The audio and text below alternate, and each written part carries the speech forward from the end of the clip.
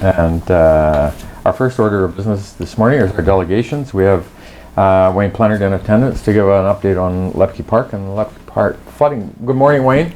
Welcome. Good to have you here. It's good to be here. It's been a while. Yeah, it's been a while since we've had anybody as a delegation. I think this has been 3 months, so welcome. Thank you. So the floor is yours. Oh, thank you.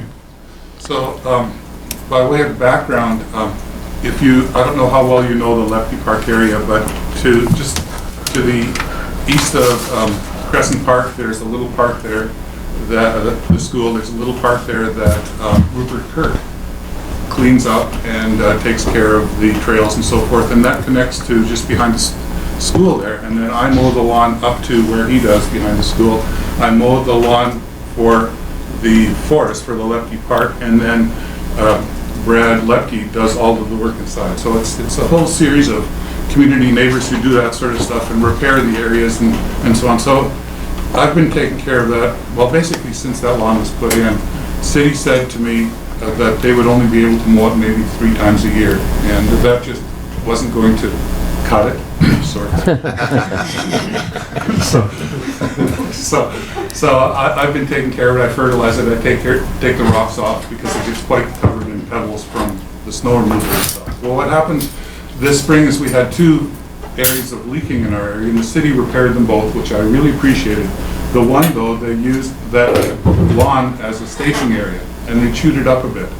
And so I wanted to repair it, but it struck me it should have a bit of fill. And then I was talking to Rivards in particular, and their front area gets flooded every year because the runoff misses the little area that it's supposed to go through and goes over their yard. It also, when it does that, floods the little box on the park property that takes care of the cable and the phone. So that's when Jared Neufeld told me, oh, is that why I always lose my internet for a little while in the spring?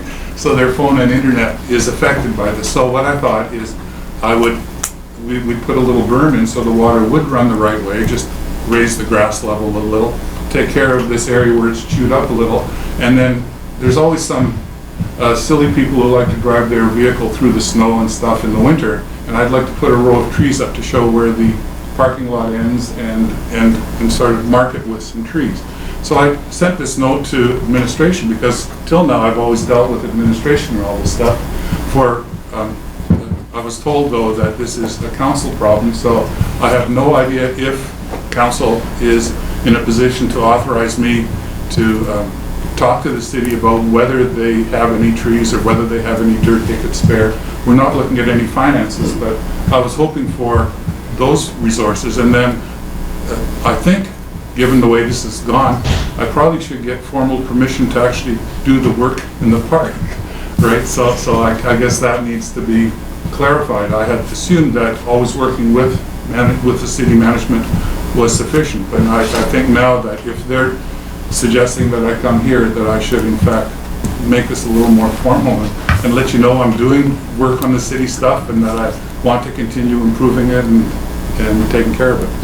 Awesome. So that, and then I have a couple of other sort of news items for later, but that's the issue that I would like to discuss.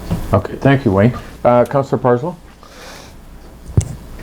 Well, it's great that you guys have been taking care of business out there. There's one thing I just don't understand. The rest is straightforward to me. The last point, marking the edge of the parking lot with string. Oh. String is so easily cut. Well, thinking something more substantial would be better. Well, that's just for while the grass is growing. That's all that was for. Nothing. Okay. It was not a permanent thing. No, it's just if they had stuff that they generally mark when they plant seeds and stuff, they generally mark it off. Then I was hoping they could just do that there or offer that for us as well. But that was. Yeah. Good. Okay. Any other questions for Council? Councilor Wilbur? Actually, well, I guess for you to staff, but, and maybe Mr. Plennard knows, but isn't Lepke Park part of the Adopt a Park program that we have? I know the Kirk family takes care of the Lower Loran, where you guys meet with the trails from there to the school. Isn't that part of the Adopt a Park program? Like, I don't understand why they would, I mean, other than trees and dirt and asking the city for some stuff to repair these issues, why would Mr. Planner need special permission if it is part of the Adopt a Park program? It means they've already adopted it to take care of it. I'm gonna have to look for advice on that. That's caught me. If we've done it a certain way up till this point, I'm not sure why the change. So I'm gonna look at whoever, thanks. Yeah, Brenda? through your worship, I believe the additional costs of the tree and the soil would be the concern. Yeah, I understand that. I just wanted to clarify that for permission to do what they're doing.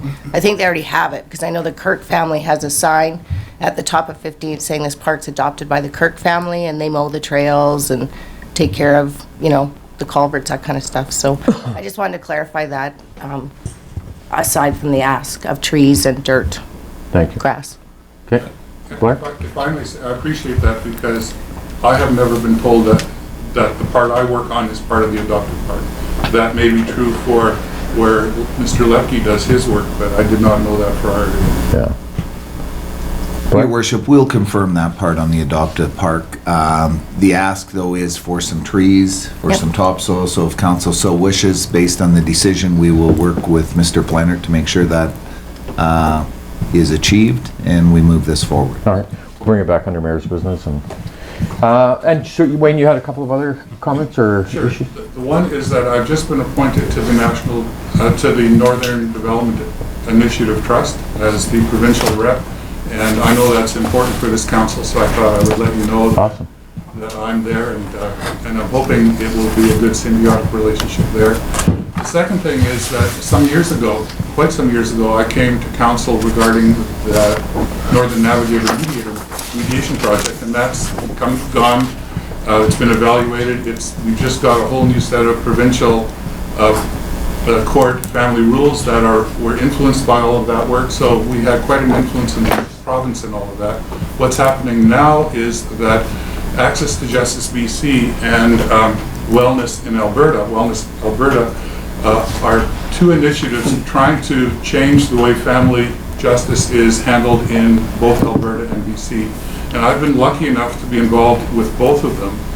And in particular, the leaders of those are trying to find a way to reform, starting with Alberta. So Alberta has a major push to try to change how family justice is done in the Grand Prairie area.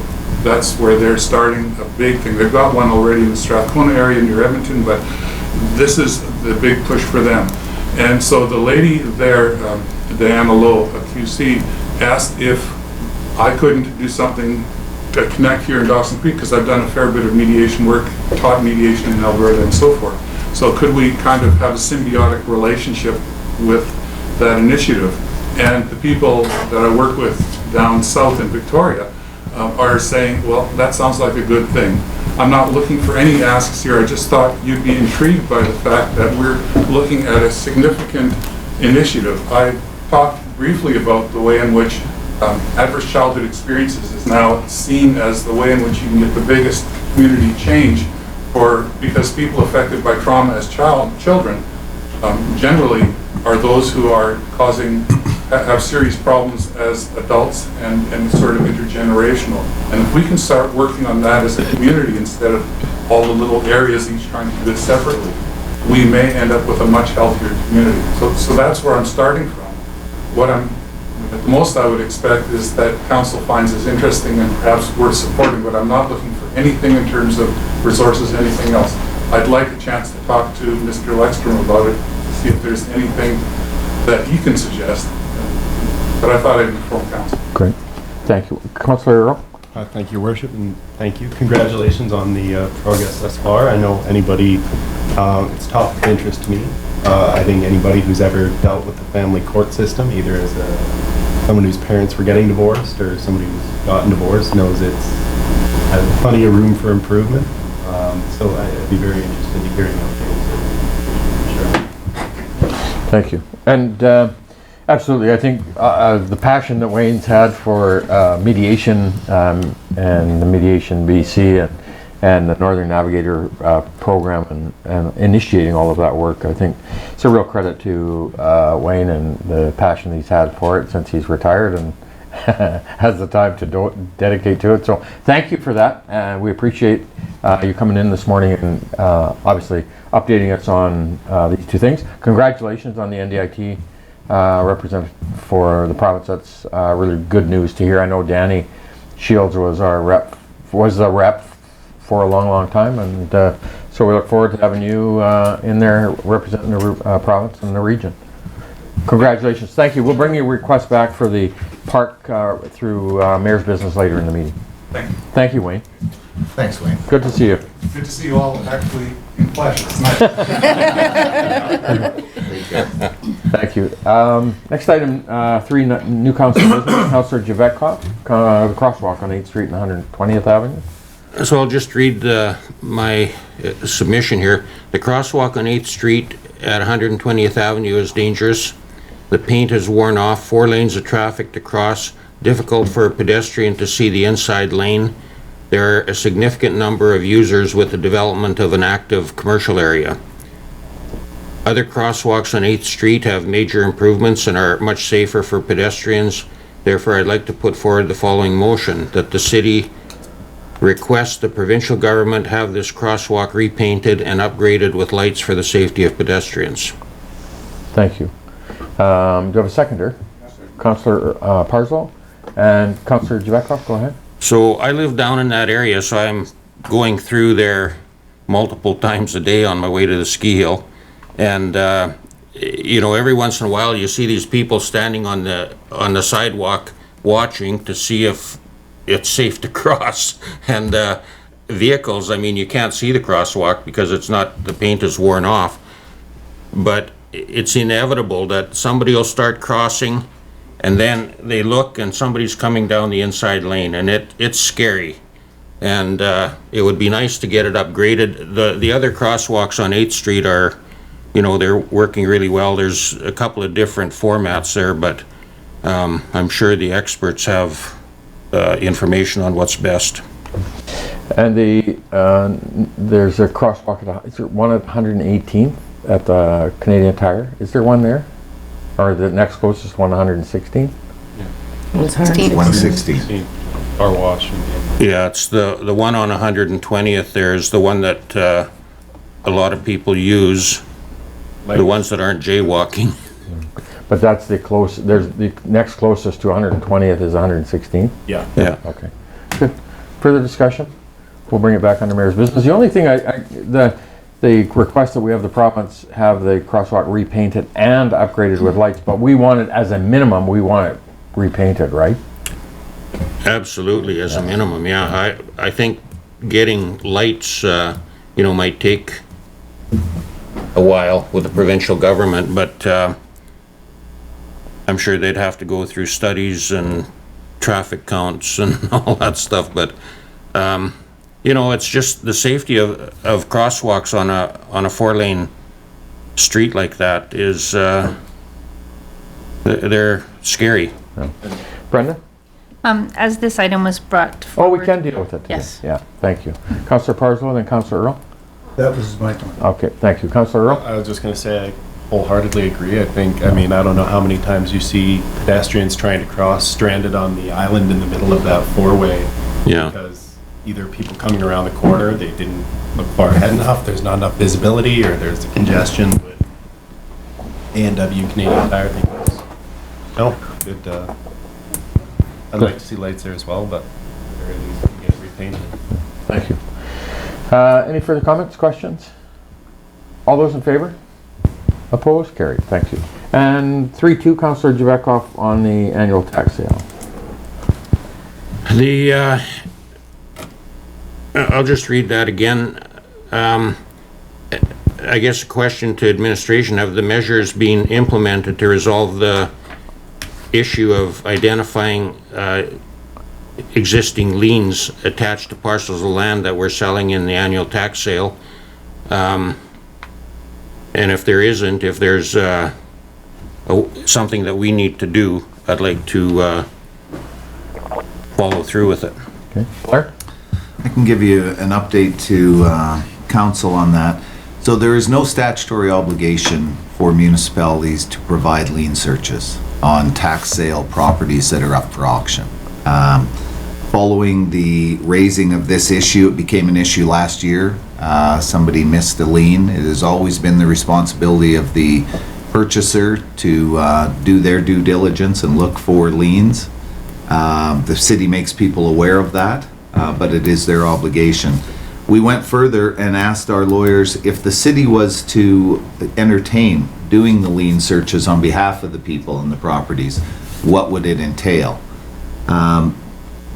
The answer we got back was a strong recommendation to not go there. The reason being that if the city was to provide a lien search and it was out of date by the time a lien had been registered prior to the sale of the property, which could happen anytime, a lien could be implemented and registered on the property during what's called the redemption year.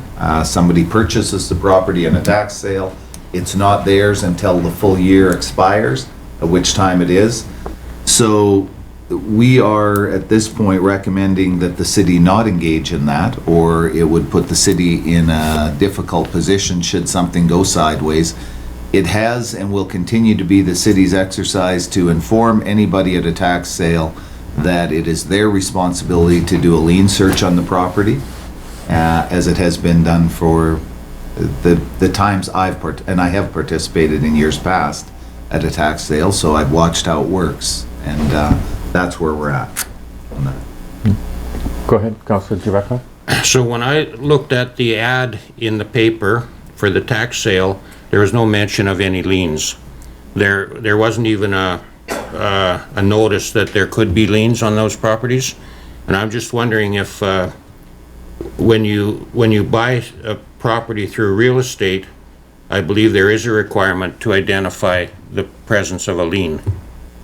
So I think people may assume that when the city sells land as well, that liens would be identified. So at the very least, I think we should have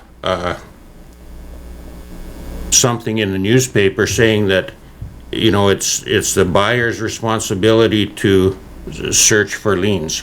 I mean, you could say it at the time of the tax sale in here, but people are in here bidding and there's no time to, but somehow, you know, to try and prevent the issue that came up here last year, I think we need to do something. So if we have to have a motion to include a statement in the advertising, then we should do that. I don't know.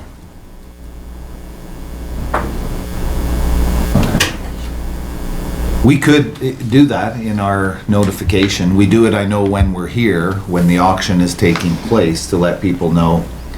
As far as I know, it's the first time we've had that problem, was last year. Before that, I don't think the city had experienced a problem with lien searches. But I do know that, I think, and again, I won't speak for a realtor, but when anybody goes to purchase a property, your realtor, I believe, does your lien search. They go through it with the legal team on that, but that's different than a city auction where, as I said, we can do whatever council's wish is, but we've been warned strongly against going down the road of providing lien searches on behalf of an auction, tax auction. Councilor Beckhoff, then Councilor... I'll make a motion then that we, at the minimum, put a statement with the advertising for the tax sale that, you know, there may be liens present on these properties and it's up to the buyer to research that. Okay, do you have a seconder? Councilor Wilbur? Councilor Wilbur, go ahead. Yeah, I'm happy to support that we add that little tagline to any advertising we put out. But I'm definitely not prepared to go against legal advice that we've had, but also put the cost on the taxpayers to be doing lien searches and all of that. There's a cost to that. So I'm happy to put, have that seen in our marketing or our information that's outputted. But I also think too, it's apples to oranges. Realtors charge for that, and they add it on to the price of the property you're purchasing. So it's a different game. But I'm happy to support putting it in any material that we put out there, so it's clear from the beginning for all people, I guess. But it is mentioned at the sale, so I don't think that we've done it incorrectly. I think this is just an addition to what we already do. Thank you. Councilor Earl? No. Oh, sorry. And the difference also to me, this isn't our property we're selling.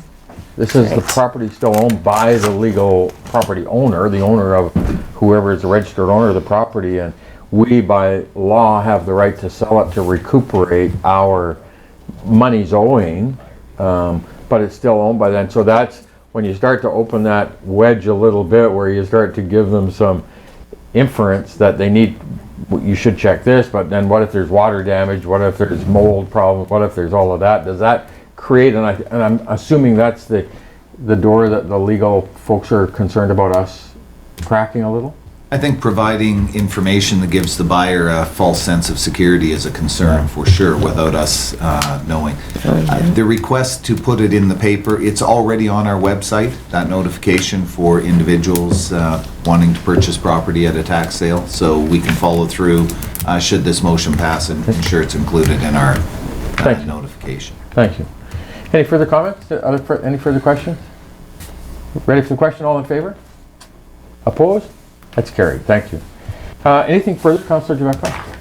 No. Okay. Other councilor business? Councilor Parslow. Yeah, I have quite a few things to. The intent is to keep council updated, and general public who watch these meetings are similarly updated. The first deals with the Rural Seniors Initiative. I have a report here which I'm going to give to admin about this, because this is going to probably occur next year as well. As you may recall, Area D and E directors funded a pilot project January, February of 2020, and $100,000,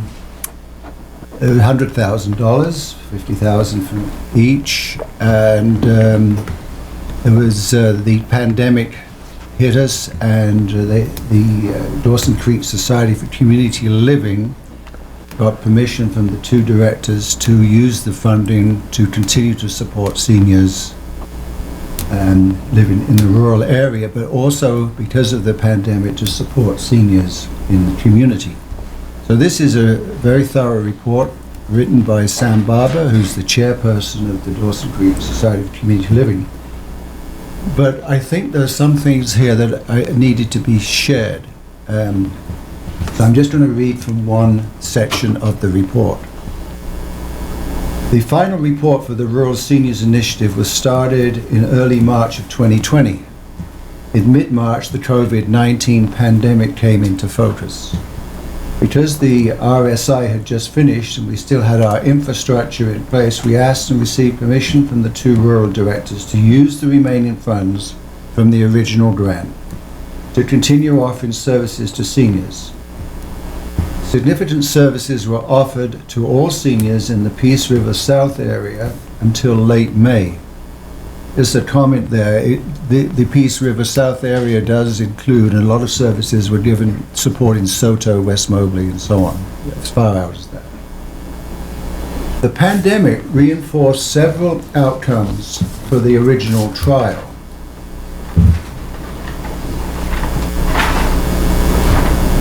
Now I've lost my page. Excuse me, here we are. And these are some of the lessons. The most obvious was the need for any senior, rural or urban, to receive services that allow them to stay in their homes as long as possible. We gained experience in home delivery of groceries to both urban and rural seniors. You remember I spoke to you about that, Amy? How to meet regulations governing delivery of dairy products. So they were all learnings. And how to deliver meals in a timely fashion to groups very far removed from our established hubs. We learned how to reach out to seniors who have limited internet access when social gatherings are not possible. We learned how to interact with other social agencies to provide the best service possible for those needing assistance. We learned how to involve local resources to assist. A prime example was getting the McLeod Country Quilters to manufacture face masks. Have those masks available at local business locations free of charge to seniors wishing to use them.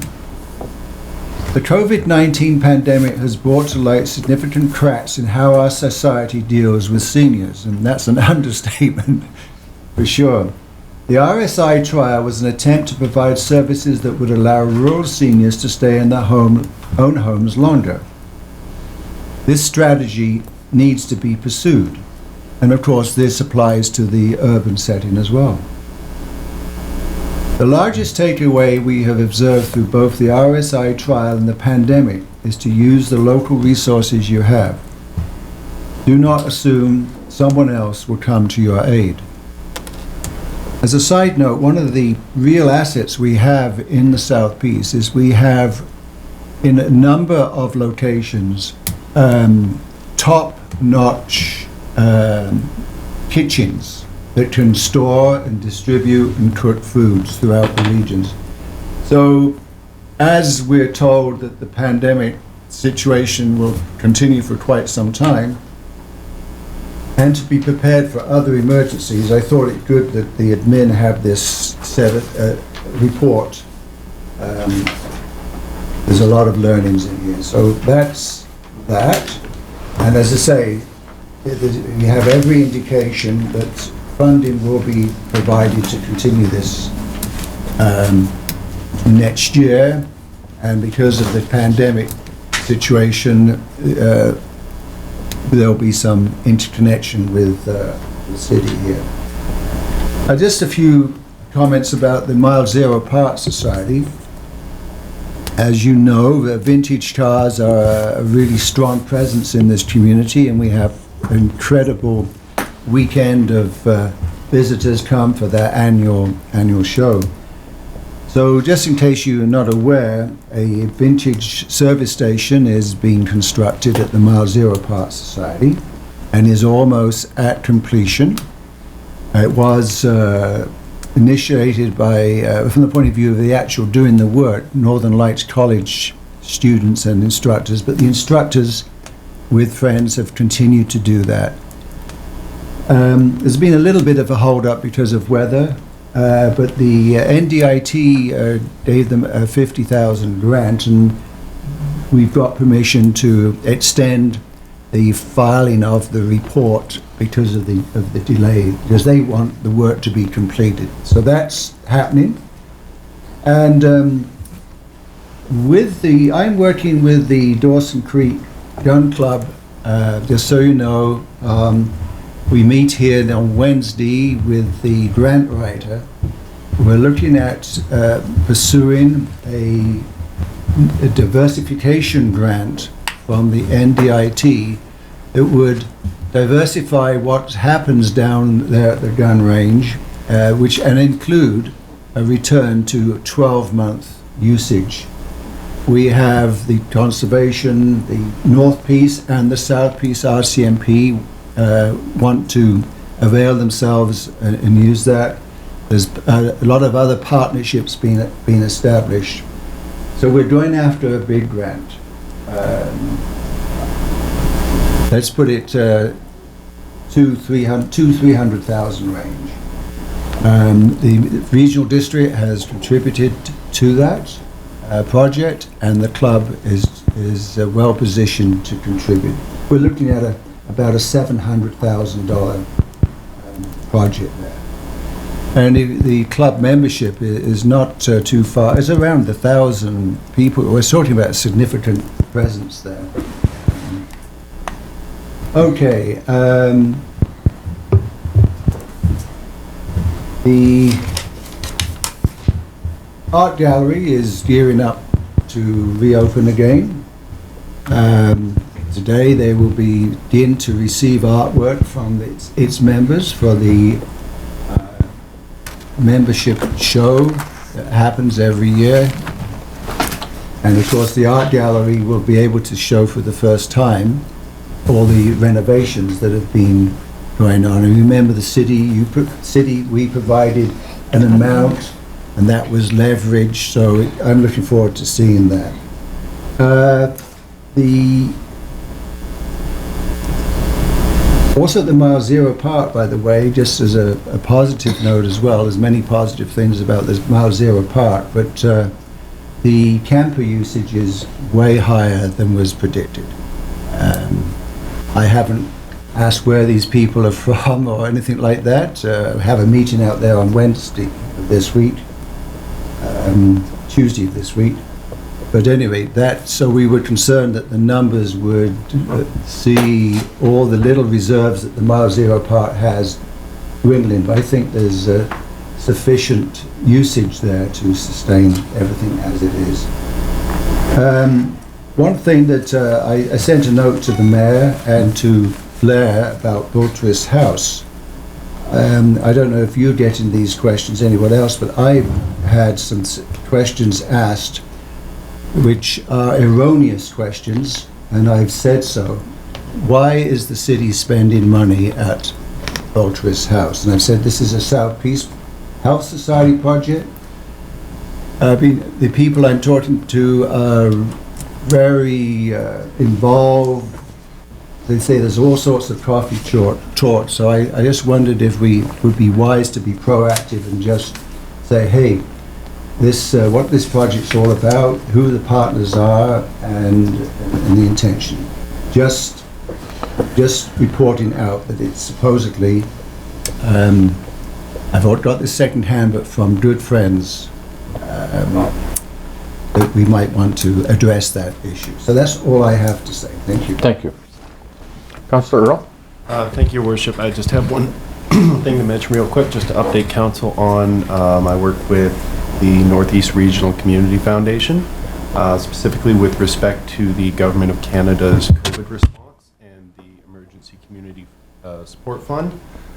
So essentially, the Northeast Regional Community Foundation, as many community foundations across Canada, are serving right now as, I guess, agents for helping distribute grants to local charities and qualified donees that support vulnerable populations through COVID. They've been, I won't say awarded, but they're essentially helping to allocate $75,000, and grants are available up to an amount of $40,000.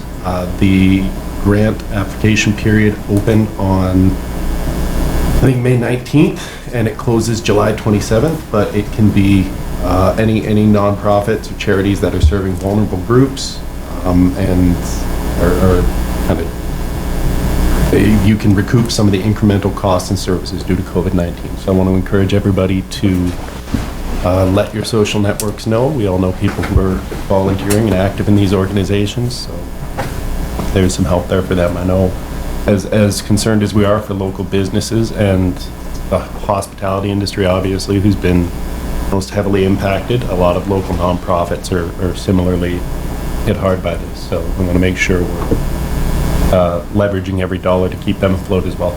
Good, thank you. Other councilor business? Councilor Wilbur? Just on the Bultris House, I'd be happy to provide an update at the next council meeting, but I'll be very clear that the Bultris Community House project is owned by the South Peace Health Services Society. The city of Dawson Creek has nothing to do with the project. We do have partnerships with the Lakeview Credit Union and the Peace River Regional District, and if anyone has any questions regarding that, they're happy to contact me through my email or my cell, 250-219-5357, and I'd be happy to answer any of those questions. It's been an ongoing dilemma for us, but we're not tied to the city of Dawson Creek, and we're not tied to Northern Health. So it's been a very unique, fun project. We're almost there. We're 71% done, but I will provide a full report to this council at the next meeting. Thank you, Councilor. Anything further, Council? Can I ask a question to Jeremy there? Is that association going to be sending out that information about grant to all the non-profit groups in town? How are they going to distribute awareness or make people aware about those grants? Well, I know they're active on social media. They've posted through a website. They have gotten some media attention over the last month or so for a couple donations they've made, and I think the grants have started to go out the door already. But one thing, word of mouth, obviously, but I'll double check with Susie Sue Kenny over there, do most of the heavy lifting to see what other support, what else they need to help get the word out. Good, thank you. Thank you. On to our agenda now. Item 4 minutes. So we have the minutes of our regular meeting of council for adoption for May 25th. Councilor Javetkov, second Councilor Parslow. All in favor? Opposed? Carried. Thank you. Any business arising from the minutes? Item 6, correspondence. 6.1, we have a letter from the 14 John Supercabs regarding a notification of impacted jurisdiction. Councilor Javetkov. Received for information. Thank you. Second, Councilor Parslow. All in favor? Opposed? Carried. Thank you. 6.2, we have a letter from Fred Haynes, Mayor of District of Saanich, regarding the Global Covenant of Mayors for Climate and Energy Change. Councilor Javetkov. Received for information. Thank you. Second, Councilor Wilbur. All in favor? Opposed? Carried. Thank you. 6.3, we have a letter from Sam and Fatima Mangali regarding a request for a price freeze on land behind 10717 Willoughby Drive. Can I have administration, Blair? Can you give us an overview of how and what this would be? So what we've had is a request as a result of the challenges being faced from the COVID pandemic. We've had a request that could this be put off and the payment received at a later date. So I know that Brenda and I have had some discussions on this to see if there's a method that this could be achieved. I think there are a great deal of shared costs associated with the park relocation boundaries and so on for each individual that's wishing to purchase the property down there. This issue is a result of a number of encroachments into the park. Council directed administration some time ago now to work with the residents for those that wanted to purchase a piece to maintain their encroachments, and others will remove theirs. But Mr. Mangalji has requested that he have the option by 2022 to purchase this. So it creates a bit of a problem on the shared costs. There may be an option that the city could look at, that should a person be able to pick up a portion of the cost on the front end, such as the shared costs, that their commitment is there, and then the financing or the funding for that lot come at a later date. Brenda, I'll ask if I've covered everything there. I think that may be an option that we could put forward. Yes, through your worship, I did reach out to legal to make sure that this was an option for us, and we could just include we defer the completion date until 2021 or 2022, and that would save Mr. Mangali the shared costs. Otherwise, it would be an additional, I would guess, about $6,000 extra that it would cost him if he had to go through the legal process on his own, as compared to sharing the costs during the same time as the rest of the owners. So as long as he pays his $4,300 deposit, which is the shared costs, and signs the purchase agreement now, then he could defer the cost of the land, which is, I think, $15,000, and his legal cost to the time that the title would be transferred. So the survey costs, all of the costs that we put into it, he pays up front, and we just defer the actual value of the land that he's paying the city, and we could defer that till 2021. Yeah, that was much simpler said, yes. Councilor Parslow? Well, I was wondering, I suppose this is correctly going to be dealt with under new mayor's business. No, this is an agenda item. So we don't have a written recommendation on this. It just is this correspondence, right? This is correspondence we received. So I wondered if we, between now and maybe the mayor's business, we could get a written recommendation from staff that covers all these things. Brenda? Through your worship, it could be a referral for the next meeting. There's no urgency attached to this at this point, because he's asking that we defer it until such time as, so I'm good with that. Councilor Javetkov? So would there be interest on the deferred amount? I'm not able to answer that question. We could look into that. Because I think, you know, I mean, basically is borrowing money from the city, so there should be interest on it, whatever it is, but I think the issue that I was concerned about initially was that, you know, what if they go for 2 years till 2022 and then say, nah, that changed my mind. You want, you know, the commitment, and I think the down payment is part of the commitment there, but there should be interest on that deferred amount as well. Councillor Parsons? I'd like to move that we refer this to the next council, meeting of council, and we have a specific recommendation that covers various points that have been raised at this meeting. Okay. Motion to defer to next meeting. Councillor Parsons. Second, Councillor Kemp. Discussion? All in favor? Opposed? Carried. Thank you. Blair, anything else? Any other questions on that for you? No, we can bring that back. I mean, I'm sure that it would be council's wish that what we do for one, we will offer to all. So Yes, that could that's create a what bit I was of a gonna ask. challenge. But, Well, you'll have 2 weeks to think about it. oh, certainly. Thank you.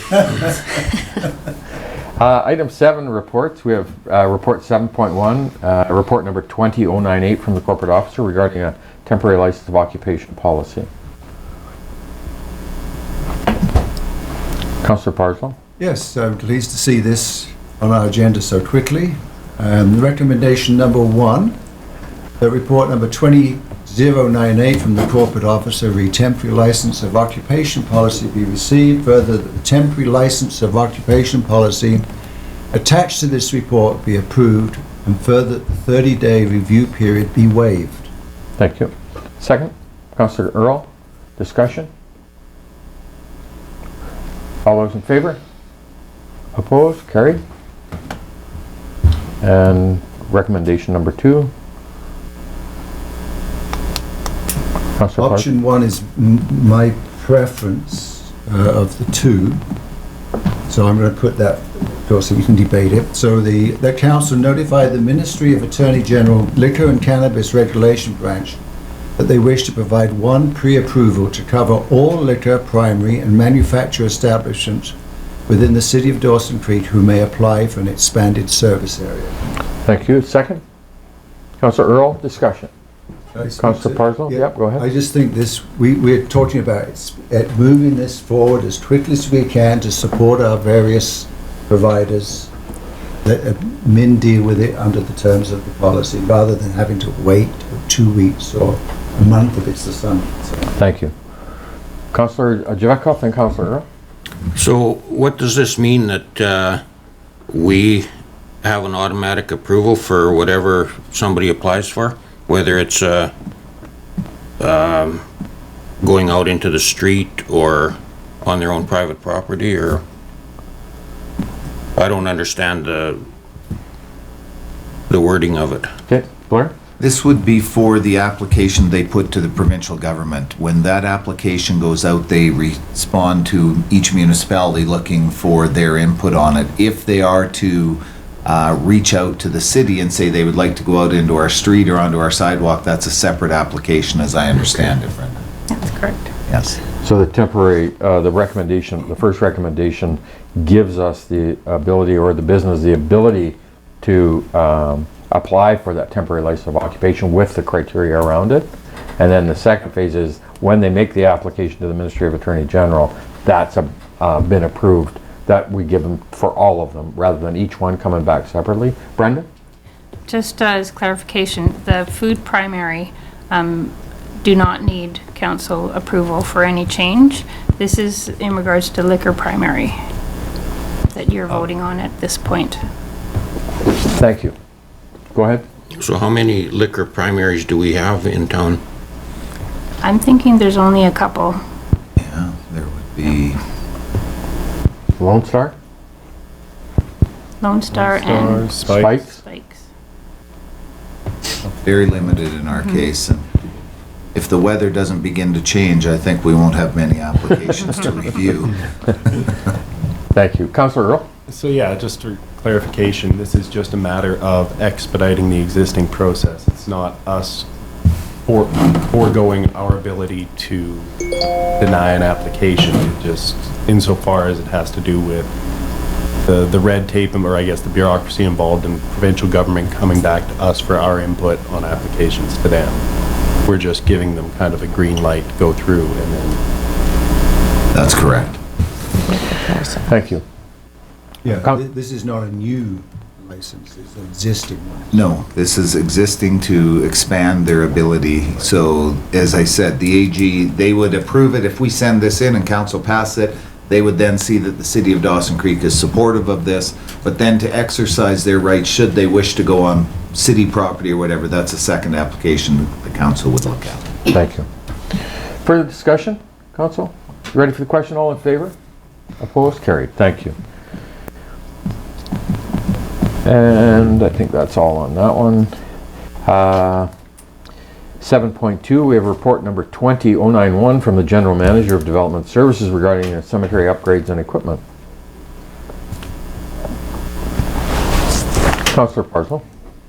Here's the report 20091 from the General Manager of Development Services, re cemetery equipment and upgrades be received. Further, the council approved the following. 4 concrete lawn beams from Well Done Contracting for a total of 12,000 plus applicable taxes. 2 bear-resistant garbage containers from Rollins Machinery for a total of 3,970 plus applicable taxes. 1 riding lawn mower from the Prairie Coast Equipment. Coast Equipment, not cost, is it? Or coast? That should be coast. Coast. Just a typo there. So Prairie Coast Equipment for a total of $9,650 plus applicable taxes. And 2 gas-powered trimmers from Trail Blazing Power for a total of $1,198 plus applicable taxes. Thank you. Do I have a seconder? Councilor Kemp. Discussion? Just thinking what you were saying at the start of the meeting helps. Dispatch. All those in favor? Opposed? It's carried. Thank you. Your Worship, I will point out on this, and we will bring something back for council's consideration. Department managers have the authority to approve up to $75,000 for operational expenditures.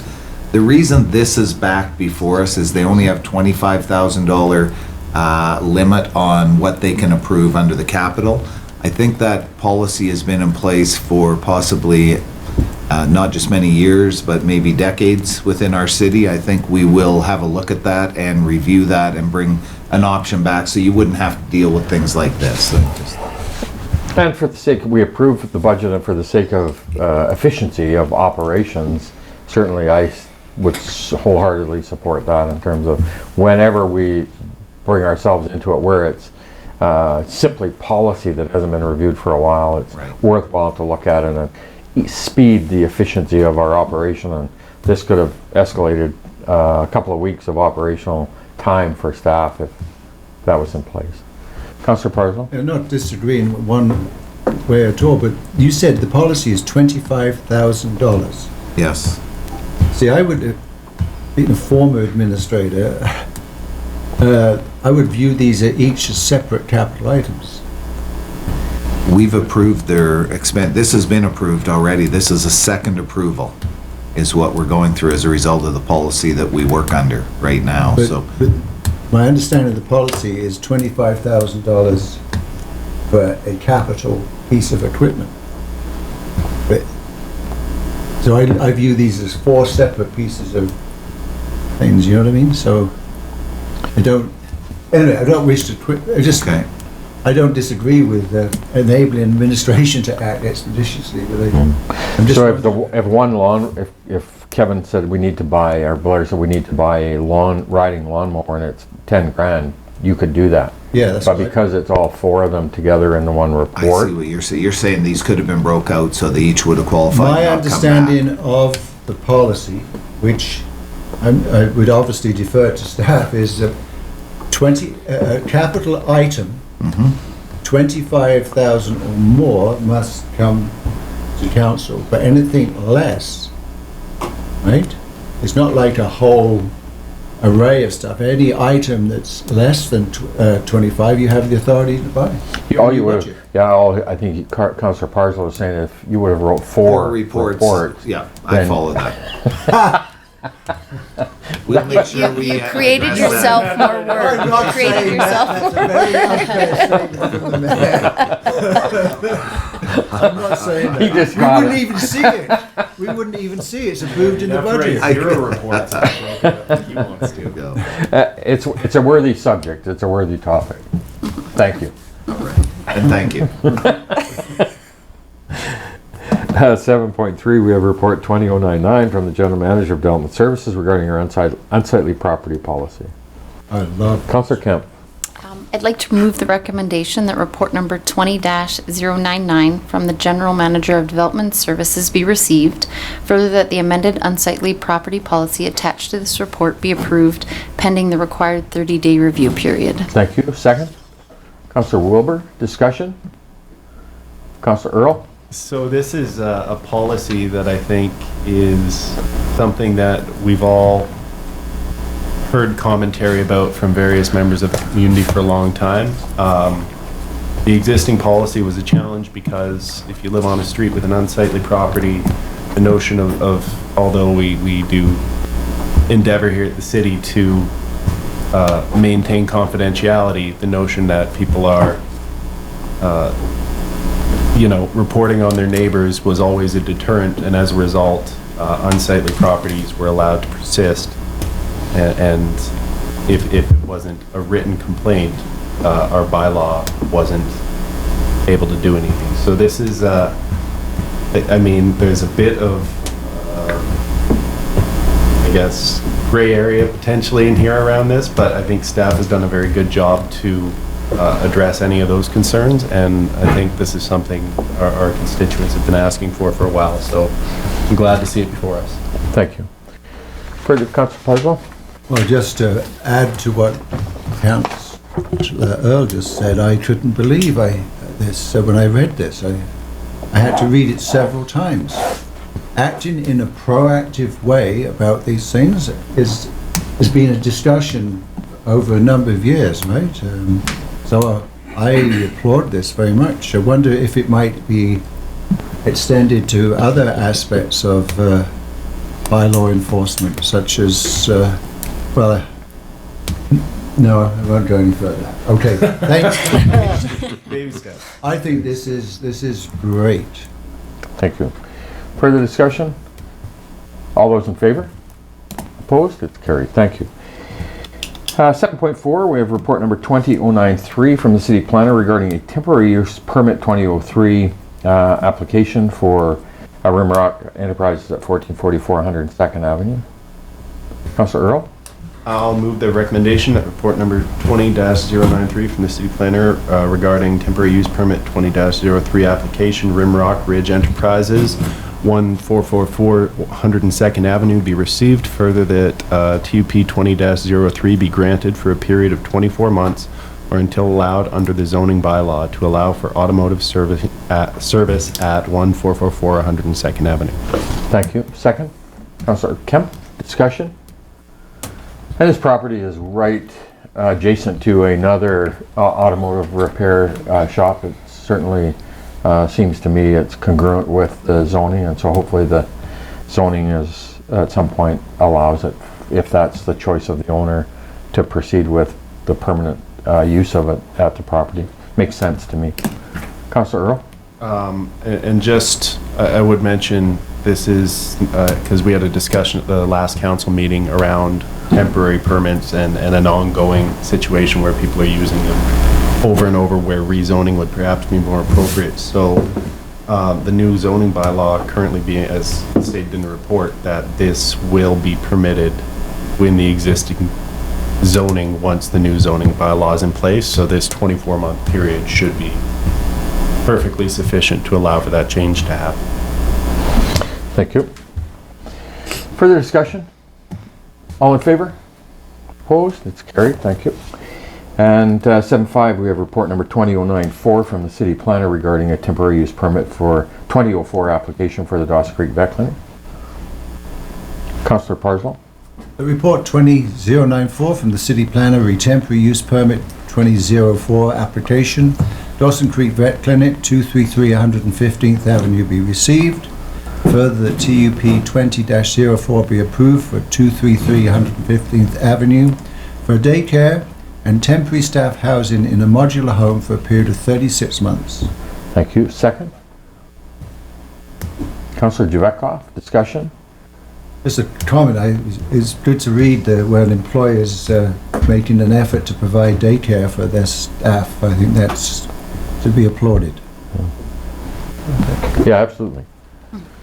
And I think recruiting professionals and recruiting the vets into our community is such an important profession that we need, and for them to obviously understand the dynamics of that for their business, I think is worthwhile, and fully support their application. Further discussion? All in favor? Opposed? It's carried. Thank you. 7.6, we have report number 2103 from the Chief Financial Officer regarding the 2021 provisional budget timeline. Councillor Javetkov. Move that report number 20-103 from the Chief Financial Officer 2021 budget provisional timeline report be received. Further, that the 2021 provincial provisional budget timeline be approved as presented. Thank you. Second, Councillor Wilbur. Discussion? Blair, Flavia, anything? This just reflects council's wish to try and expedite our process so that we can probably be a little closer to a final budget prior to the beginning of a new year. Many times in previous discussions we have had where once a decision is made, you don't see the impact of that financial decision on the full year's budget. This may allow us to get closer to that. Yeah, good. Councillor Javetkov. Yeah, I agree. It's nice to see that we're trying to move it a little earlier in the year, and hopefully we can continue, you know, even moving it further next year. You know, on that point, I think because we're so connected, so hooked to that, everything on that assessment, that BC assessment, we get the provisional, the pre-assessed report, and then the final. Has there ever been any discussions with the province in terms of escalating that kind of process, that they get that final BC assessment role done earlier? Has that ever been a discussion, do you know, that, or is there some reason it has to be December 31st and then they do their thing from there? That I'm unaware of, your worship, unless Flavia, you had any indication on that? No, not aware of anything. We could ask the question of the provincial government. So. You know, we did all of our work and think that we were in really solid shape to be doing exactly this year, and then obviously all the other stuff hits. But I remember I think 2019 where Fort St. John got hit with a significant change in their commercial property final assessment role, as well as the appeals then, and it impacted them by $600,000 or $700,000 in their budget. And so to me, here we are trying to lock in to get it all done by the timelines of May, which makes it almost halfway through the year that your budget's finished before you've given it the approval, and it's all tied to that BC assessment.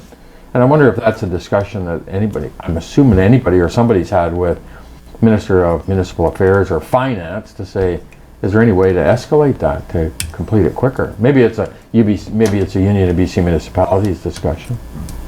It will become more evident, I think, in the year ahead, as well as indications are that we're going to see a substantial decrease in assessment value as a result of what we're facing in the world today. So as we go into our budget discussions for the 2021 year, that will have to be on everybody's minds as we go through this, so we don't get caught off guard. And I have a number of ideas on how we can approach that based on a final decision of council, as well then based on if the assessment role changes substantially. So we'll go through that in the budget discussions, and I know we're going to begin those with our strategic planning very quickly. Sure. Good. Thank you. Any further comments?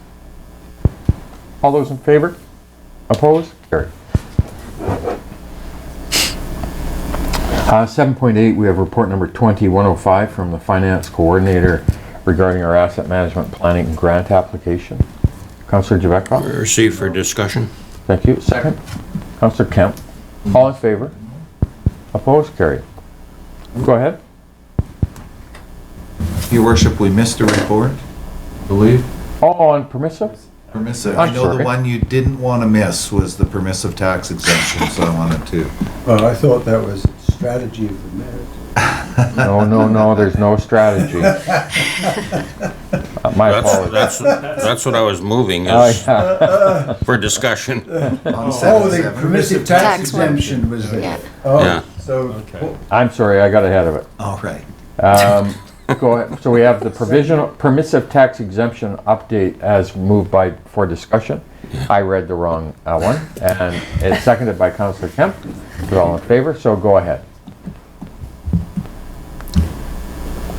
So I think my preference is to carry on with it so that we get the benefits in 2021. I don't know if there's workload with administration that prevents us from proceeding with it this year, or I know originally I think Councilor Parslow made a motion to complete everything by January of this year, but obviously that didn't work, so. There are no workload issues. This is a result of a council decision. We've been asked to do this. There was an option as a result of the world changing, whether council wanted to reevaluate the position or not, and whichever decision council makes, administration will act on. Yeah, we brought this back at our last meeting for this discussion, Yes. and the only, for me, the concern I absolutely have is this is such a significant decision for the future of so many of these groups that are going to be impacted by a major change to this, for some, to the policy of the permissive tax exemption, that to be able to meet with them and hear their concerns and hear their input and give their input into the recommendations and some of the changes we've proposed, and that was where we got delayed last year, and now with COVID, how do we do that? And for me, that's my concern, is if we don't have that opportunity to engage with those groups that are going to be impacted by it. We've seen it, it's tough to engage with technology, it's tough to engage without doing it in person, and I don't know how we're going to do it in person with all of council and the groups. That's why I wanted it back, and that's my concern moving forward. Councillor Parslow? well, I concur with that. The other thing I would add to that, it seems to me as we come to grips with our reality about vis-a-vis budget, we may be making some decisions that we will want to try to involve the community in a more of engaged way vis-a-vis the provision of recreation programs, as an example. So I'm in favour of just keeping things as they are, and when time permits, so we can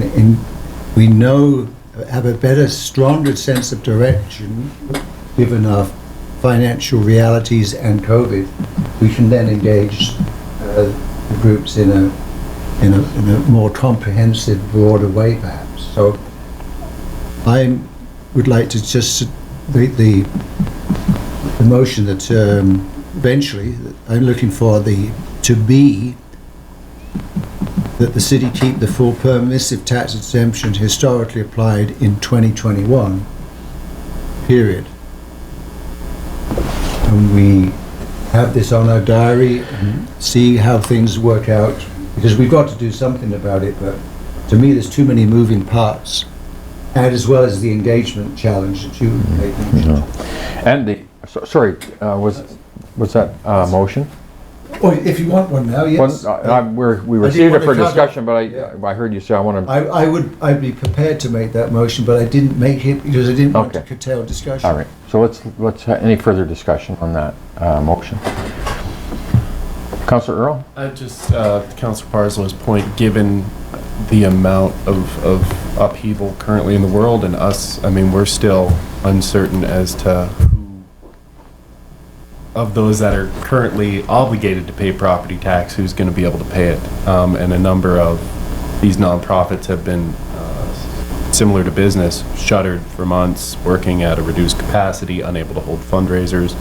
So I don't know if now's the time. I do note that the existing recommendation does phase those taxes in over 4 years, so I think it's plenty of time for somebody to absorb that cost.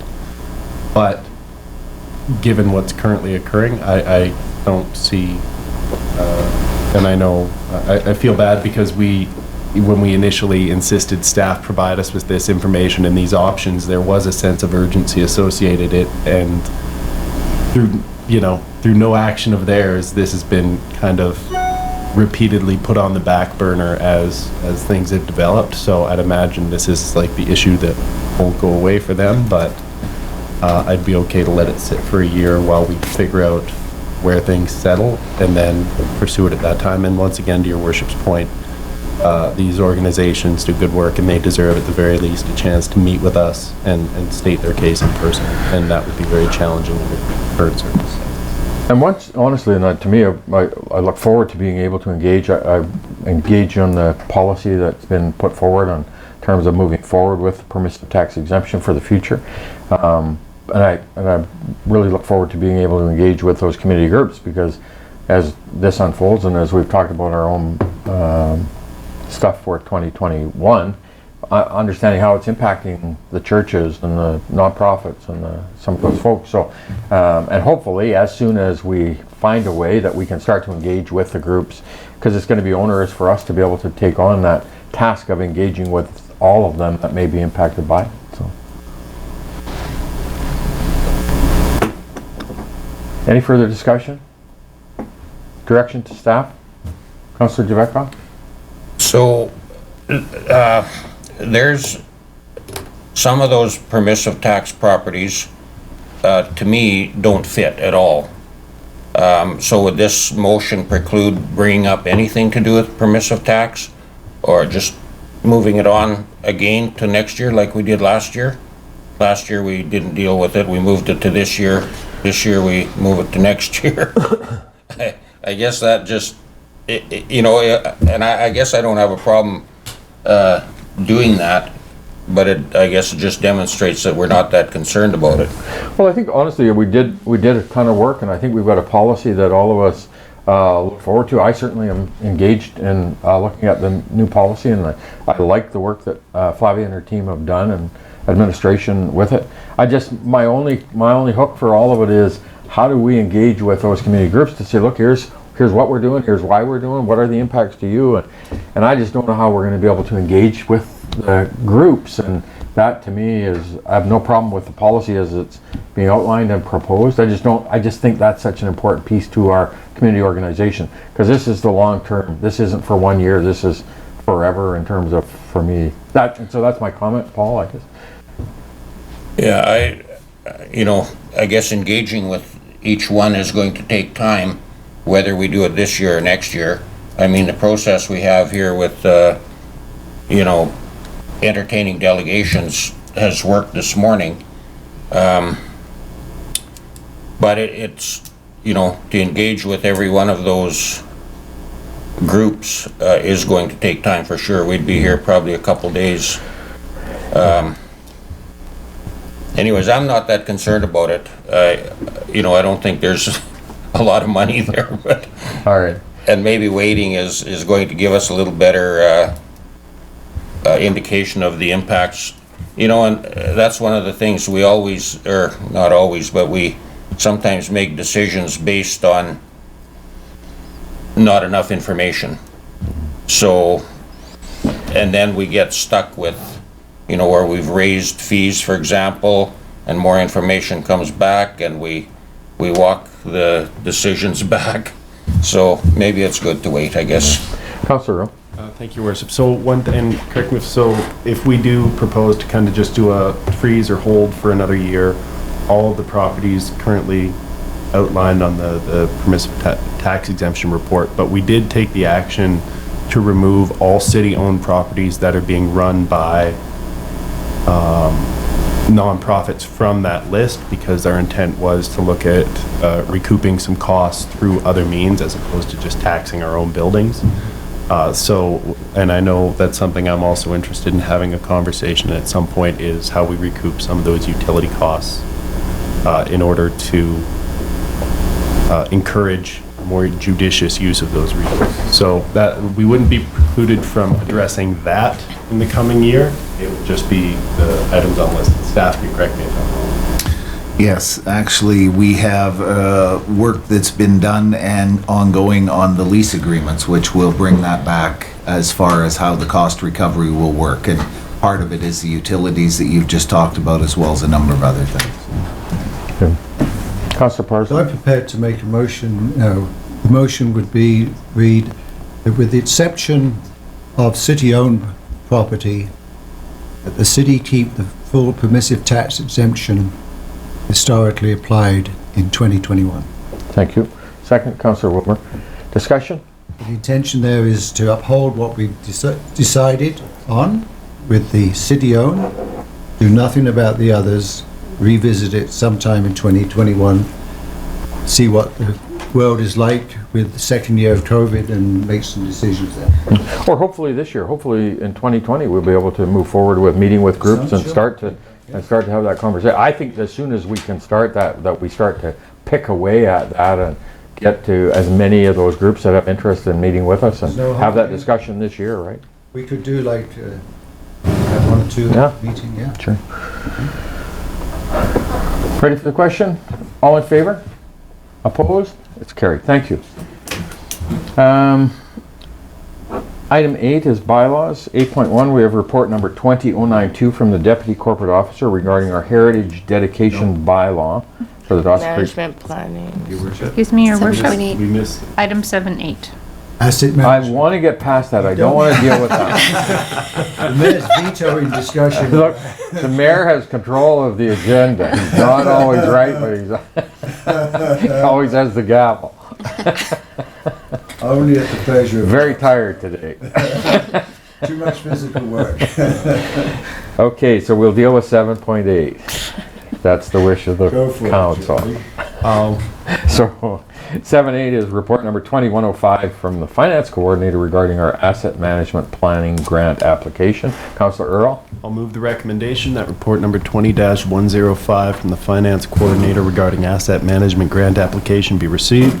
Further, that staff be directed to apply for a grant opportunity from the Federation of Canadian Municipalities Asset Management Program to acquire an asset management software and provide training to the users. Further, that a budget of $70,000 be approved for the asset management project, with $50,000 being funded through a grant provided by the Federation of Municipalities Corporation and $20,000 by the City of Dawson Creek.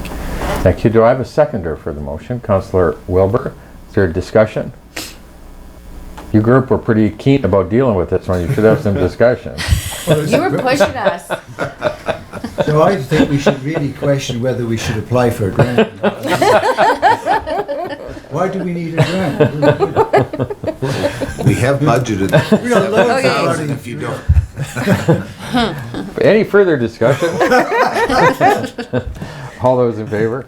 Opposed? Carried. Thank you. So 8, bylaws. 8.1, we have report number 20092 from the Deputy Corporate Officer regarding our heritage dedication bylaw, Dawson Creek Art Gallery, number 4449-2020. Councillor Parsons? I'd like to move that report number 20092 from the Deputy Corporate Officer, the Heritage Dedication Bylaw, Dawson Creek Art Gallery number 4449-2020 be received. Further, that Heritage Dedication Bylaw, Dawson Creek Art Gallery number 4449-2020 be given first 3 readings. Thank you. Second? Councillor Wilbur, discussion? Councillor Earl? So this, it would seem based on the report, this seems to predate mine and Councilor Kemp's time on council, so it's been kind of an ongoing issue. I just want to make sure, for my own volition, because I didn't see anything in the report, that the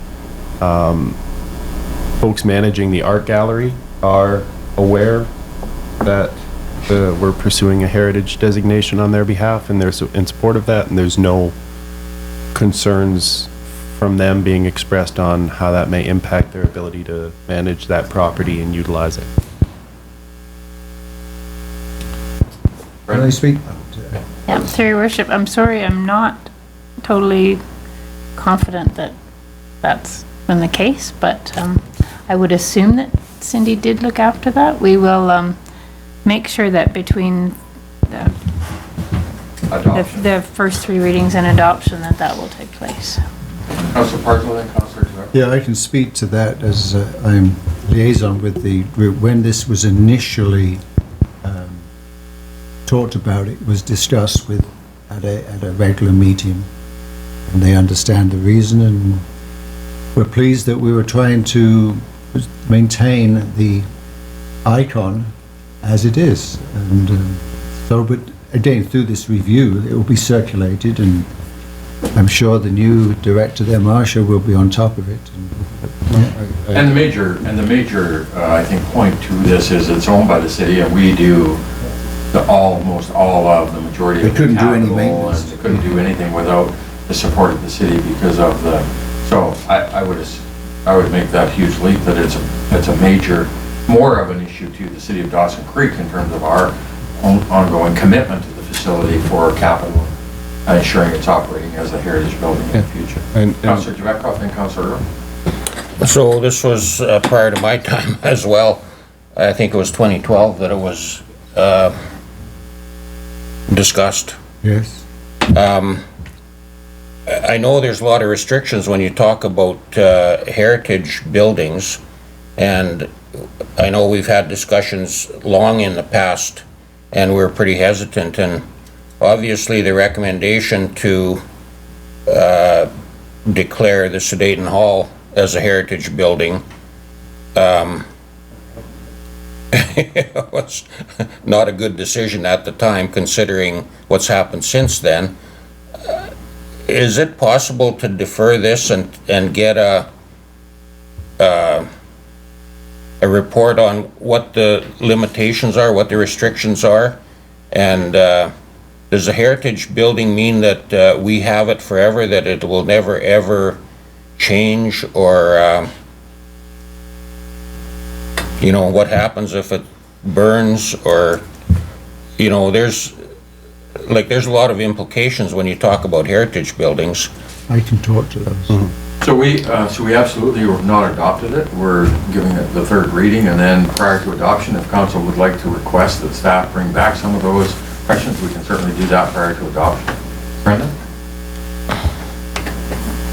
Your worship, maybe I'll touch it. On page 3 of 9, it talks about under heritage designation in this report already for the information, about demolition, about moving, the structural and land changes and alterations. So it is within the document today. So, if I could speak to this. Yeah, go ahead. First of all, again, thank you, Jeremy. I forgot, well, obviously Councillor Javetkov wasn't around either, so this, pleased to see this work's managed to be brought forward. The reason for it, you know, we'd lost there were two, the community's eyes, there were two iconic buildings in Dawson Creek. The Alaska Hotel and the Art Gallery, and with the museum. They say the three, there's the museum as well. And we'd lost the Alaska Hotel, and there was talks about doing some things with the art gallery. And so I brought this to the table, that we should designate it as basically a community heritage. So this is not registered outside. If it's registered outside at the provincial level, then there's a whole bunch of other criteria coming. I think my colleague Councillor Javetkov has gut-wrenching feelings about what was originally planned for the old post office. And he is perfectly correct that had the city been enabled to go ahead with what was planned, there would be a whole bunch of costly items associated with that being a federally recognized. Whereas the agreement was that eventually changed after the city's decisions were challenged, was that the city would endeavor to maintain I have the documents at home. So the city backed away from that because of all the costs and horror that was generated over that. So I think you're referring to that. This is purely our registry, and it makes a commitment So that should another council wish to do something, right, they would have to really discuss it with the community. And all we're doing is saying, yeah, this has significance to the community as a heritage property, and we will endeavor, as the city has done with the museum, to maintain it in good condition. But we're not obligated to any other authority or statute. It's our own doings. It's just providing another sort of a stamp on it, that this is a heritage place and we want to look after it. Councilor Earl? So thank you for the, No. I appreciate getting a bit of the history there, because, as I said, is prior to my time. Now, and having read the report, I do, as you said, this essentially just raises the onus burden for future councils if they are going to do anything with that property, and I'm fine with that. I think if, as a landmark in Dawson Creek and as an iconic facility, I can't think of many more deserving of that recognition. My main concern was just that we were not going to surprise anybody who's currently running the facility, and that we're going to extend them the courtesy or profession. You know, nobody likes being surprised, so I wanted to make sure that they had a chance to sound off before we made any commitments. Thank you. Further discussion? Third reading? All those in favor? Opposed? It's carried. Thank you.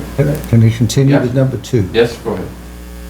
I want to change a word here, so listen carefully. That further to the direction of council passed on February the 22nd, 2016 regarding the heritage dedication of Sudetton Hall, and in light of the unsafe condition of the Sudetton Hall building at this time, that the direction to staff to designate Sudetton Hall as a municipal heritage building be deferred until June 2021. I'll speak to it if I get a second. Thank you. Councilor Wilbur, go ahead. As you know, I believe council is fully on top of this one. Bear Mountain Construction is involved in securing the building in light of a report from the engineer and the supervision of our building staff, so that maybe in a year's time, all the work necessary to deal with its safety is being addressed, and we can consider it at that time.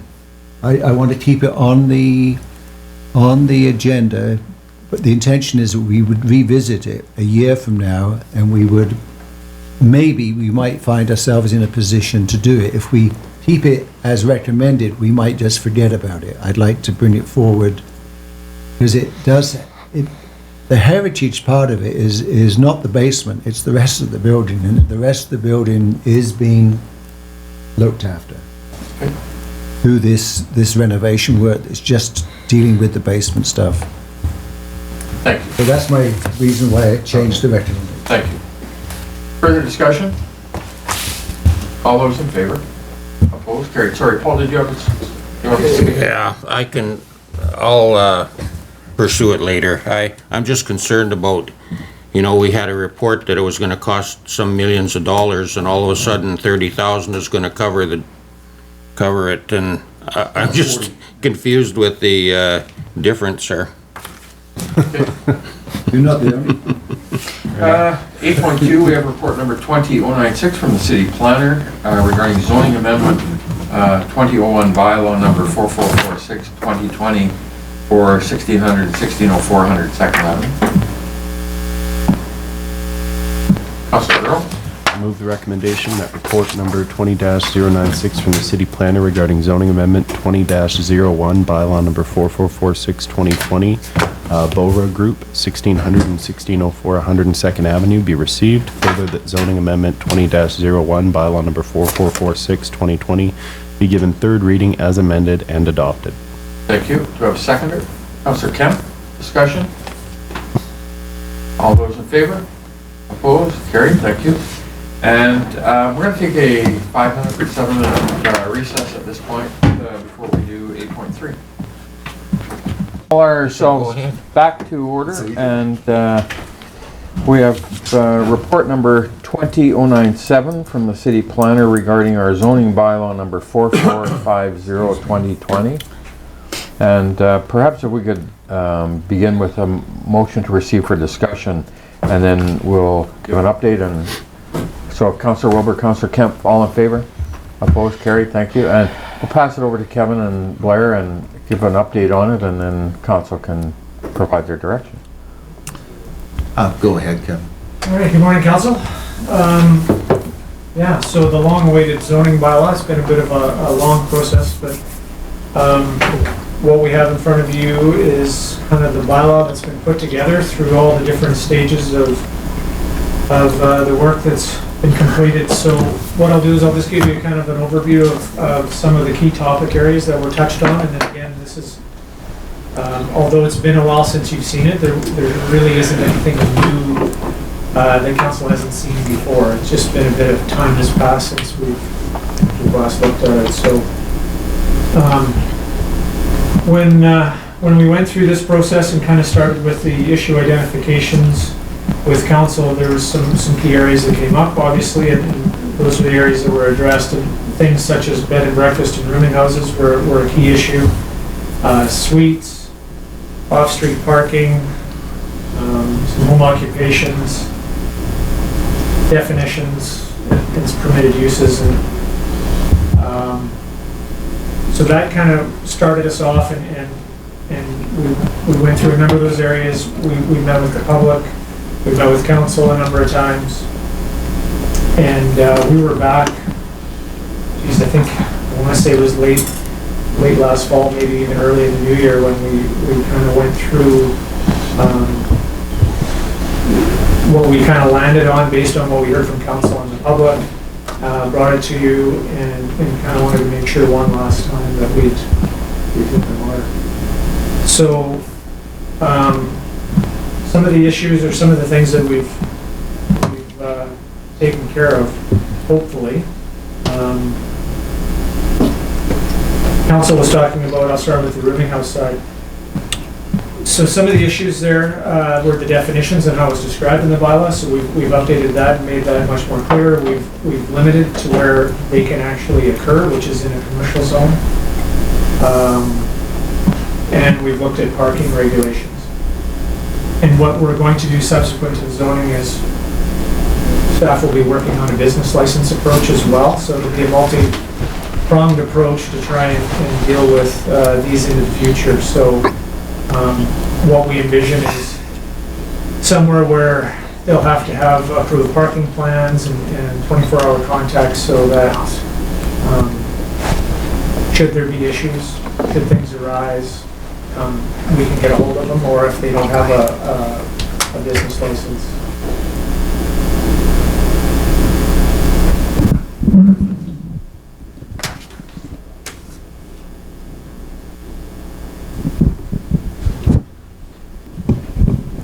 So again, the zoning bylaw by itself won't address all those issues, but it starts the process, and along with the business license approach, we're hoping that we're going to have means to regulate those into the future.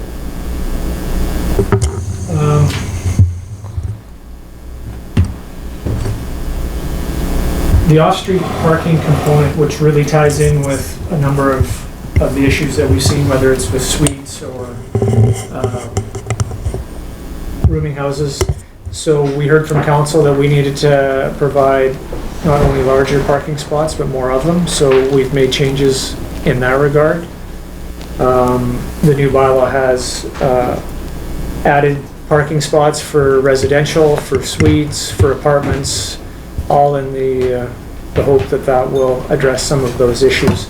And again, what that does is if you have a parcel, a residential parcel that, even though it may permit a particular use, if it's not of a size that will allow the required parking spots off-street, then, you know, that's where we have the ability to regulate and not permit such a use. So that's kind of the philosophy with that.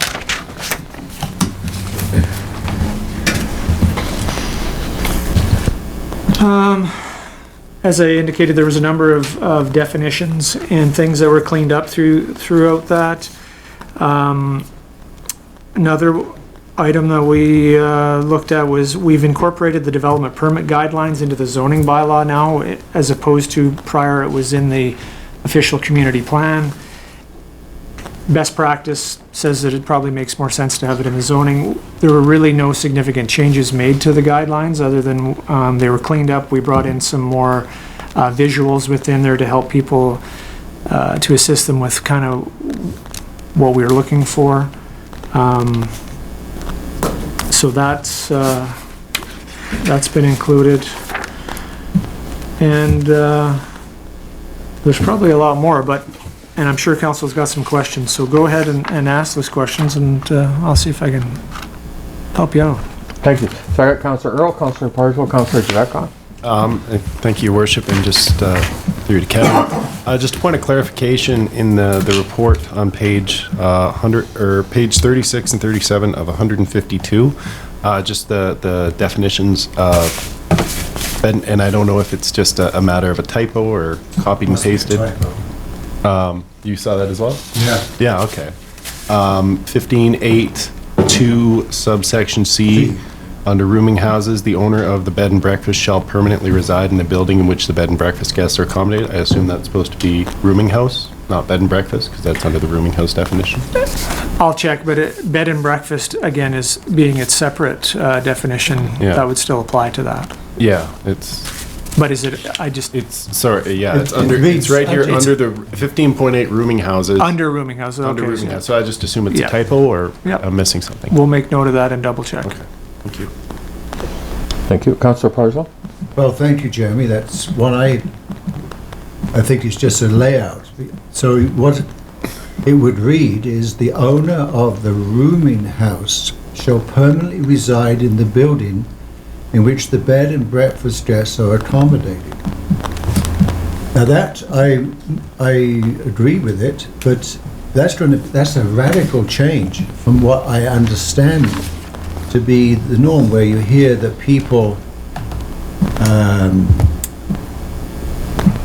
they have these rooming houses, but they don't. So that will really tighten things up, and I really think it's something I would support no matter what, right? But it is, I think, a significant correction, typing-wise, Yeah. Kevin, that Jeremy's identified for you.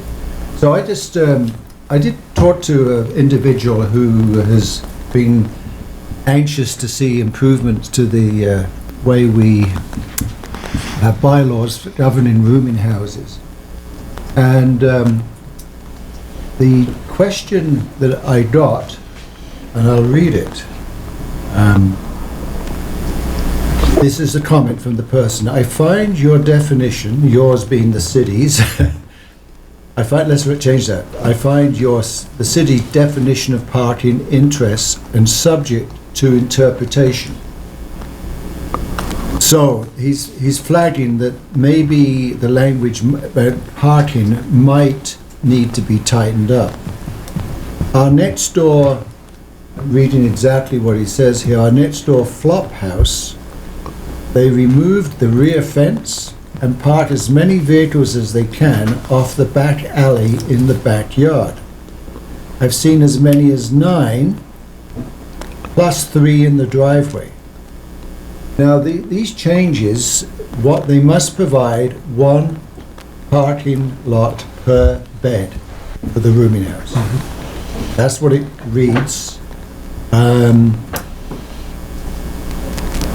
under table 5, okay?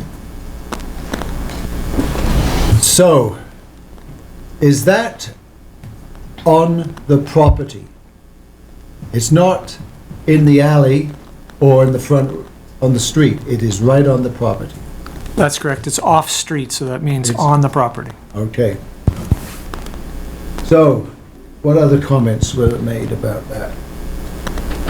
Oh, and something you said I missed, sorry. I did actually read this 152 pages, and I should have started off by saying great. I like the layout. I like the maps. I like this document. It's a lot of work, and I love the layout of it. It makes it very readable, and because I seem to have a bit of a challenge with some of the issues of bylaws, that the diagrams really were very helpful. So I really commend staff for this. So you said about rooming houses did you say were permitted in commercial zones? Yes. And that's a change. So the changes is that, through your worship, is that rooming houses are going to be specifically permitted in a commercial zone. Okay, so they will be therefore continue to be permitted in a residential zone. No. So each rooming house that is in residential areas now their property will be zoned commercial? No, so through your worship, what it is moving forward and so this is the challenges with planning, is you can't go backwards, you can only go forwards. So the changes moving forward would be that if somebody came in and wanted to operate a rooming house, it would be a permitted use within a commercial zone, specific commercial zone. I think it's a C2, but I'd have to double check. The ones that are currently occurring really become legal non-conforming issues. Okay, I understand that. Thank you. So anyway, thank you. I liked loads and loads of this stuff, and found it very, very clear. Thank you. Thank you. Councilor Giavecca? I know one of the objectives was to consolidate a lot of the zones. Did you guys keep track of how many zones we had before and what we've got now? Through your worship, I don't have that in front of me, but the idea that we went into this process with is we had what is called stack zoning, which is you've got the same use permitted through multiple zones. And so the goal through this was to try and clean some of that up and really trying to compartmentalize some of that so you didn't have it throughout the entire document, and clean some of that up. I see the industrial, there was two before, or three before, now there's two. Yeah, there was one zone through your worship that I think it was the M1 wasn't even used, and I think all of our lands that we currently had were in the other two zones, so it just made sense to reflect that. Thank you. Thank you. Further discussion, further comments? Councilor Parsons? Yeah, I found my piece of paper, but notes on now. I want to refer you to section 520, Artist Studios. It reads, where an artist studio is combined with a residential unit, the studio may only be used by the individuals permanently residing in the residential unit associated with and forming an integral part of the artist studio. So you're disallowing artists who have a home-based business. Do you have that in front of you so I can read it? Yeah.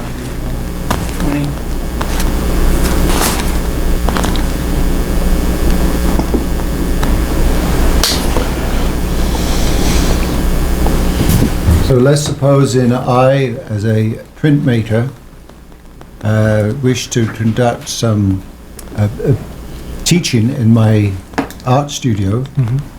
I wouldn't be allowed to.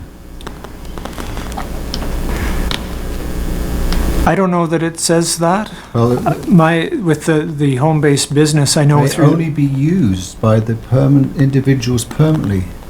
So I can still use it with paying students to come in?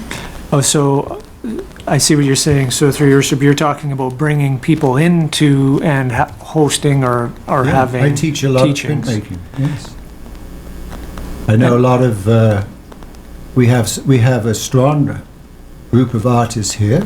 I can't speak to anyone living in the city from first-hand experience, but who are teaching painting, but I know of artists just outside the city who are teaching painting from their home. I bet you there's some in Dawson Creek itself, perhaps. But like we seem to be more and more as an economy moving to more home-based endeavors. And here we have a prohibition, as I read it, to artists not doing that from their home. Yeah. So I don't accept that. Bishop? Councilor Wilbur? Just on that note, I read it a little differently. I read it that the person who resides in the house can use it, so you're using it to instruct classes. However, you couldn't rent the space out to somebody else to use that space to perform class. That's how I read it, that you have to be there and you're using the space, whether it be as a gig economy, as a small business owner, that you're using it, but that you couldn't rent the space. That's how I read it. So through your worship. So maybe some So it clarity. should be clarified. Yeah, if council wishes, I mean, we can clarify that language it's somewhat open to interpretation, obviously. Can I just Yeah. continue the same point? Again, open to interpretation, perhaps, where an artist studio is combined with a residential unit. Now, the way I read that, okay, is it must be where it's attached to the house. Now, I have a studio that's not attached to the house. It's like if I was living in the city, it's in my backyard. It's got power, it's got a pathway there. So that's like many people have a garage, right? Or some people have man caves, right, in their backyard. So this wouldn't apply to a standalone studio on the property. It says where it's combined with a residential unit. So I'm interpreting combined, it's physically combined.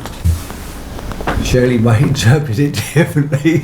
I don't know, I'm only jesting here, but I see why some interpretations sometimes are needed. So just throwing these things out. I'm not trying to take away from a wonderful document. It's, there's things that, when I first got this thing, I immediately went to the rooming stuff, confession. Then I read the whole thing, and the art thing got my attention. Yeah, so through your worship, again, not trying to exclude it one way or the other. I think, again, it's open to interpretation, and I don't know that that's what we envision. I mean, I think when it says combined with a residential unit, we're assuming, or I am, again, how I would read it is on a residential property that Yeah. has a residence and maybe in a garage or or above a garage or something along those lines. So again, if council feels there needs to be more clarity with that, I'm certainly fine with providing that. Thank you, Kevin. Councilor Earl? No. Okay. Further discussion? Kevin, the one for me that the downtown core development permit area and the commercial development, and so I certainly have heard this in the past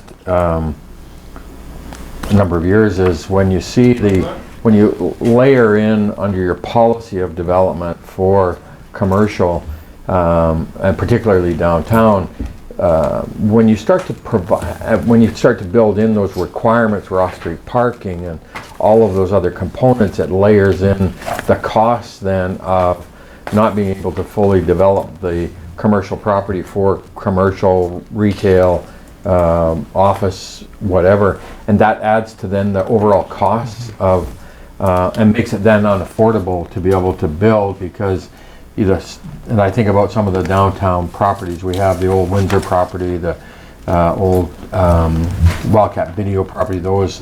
And so, to me, I think that's, and I'll absolutely commit to spending some time with some of the developers and realtors to talk about this specifically in this section, because it's one of those key areas for us about developing downtown property and getting that developed. But how do you make sure your policy enhances and contributes to the development, doesn't make it so that it's so expensive because of all of those other requirements? And one that kind of caught me was that if you put a third story on a building, you got to pull it back by 3 meters to reduce the sunlight or improve the sunlight on the adjacent streets we have 6 months of the year that's pretty much. So is that conducive to our climate and our conditions. Anyway, it's all that kind of stuff I think is very important for us to understand, and I thought it was very, very good in terms of the work they've done. So that's just a couple of comments to me on that commercial side. For sure. Councilor Parsons. Yeah, just going on with my notes, there's a few more things here. So, the heading is off-street parking and loading regulations. Again, maybe a matter of interpretation. So 6.12, the preamble is no person shall park or store a large vehicle, a dismantled or wrecked vehicle, a boat, a trailer, or construction equipment outside of a building in an R zone, except, and then you list, okay? So can it be one of each? Can a person have one of each of those things? Or was it one of those things? So you got one A, B, C, D, E. Could I have all 5 on my property? It's not the intent. No, so I think it needs to be clarified, okay? Because I can see an accumulation of things. So that's just a clarification thing. If that wasn't the intent, maybe you want to look at the wording. But can I, and here I don't have a section to go to. I apologize for that. But I want to talk about on-street parking now, okay? Now, I can take you to different parts of our community where driving through the residential, these are residential parts of the community, not commercial. Okay. You have a trailer on one side and a trailer on the other side, maybe not right in front of it, but essentially it becomes a great big zigzag. If you happen to be in a in a driveway and you've got a trailer parked, it could be anything, a big truck parked against the curb, to the right and to the left, backing out is a very dangerous thing.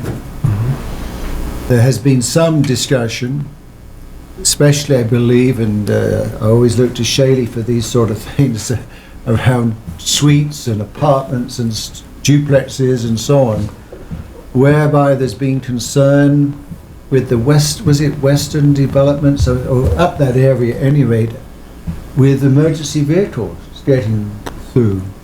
Is there any reference in this document to on-street parking, what is allowed, how things should be parked to reduce the danger of accidents, to facilitate the rapid unimpeded passage of emergency vehicles? Right.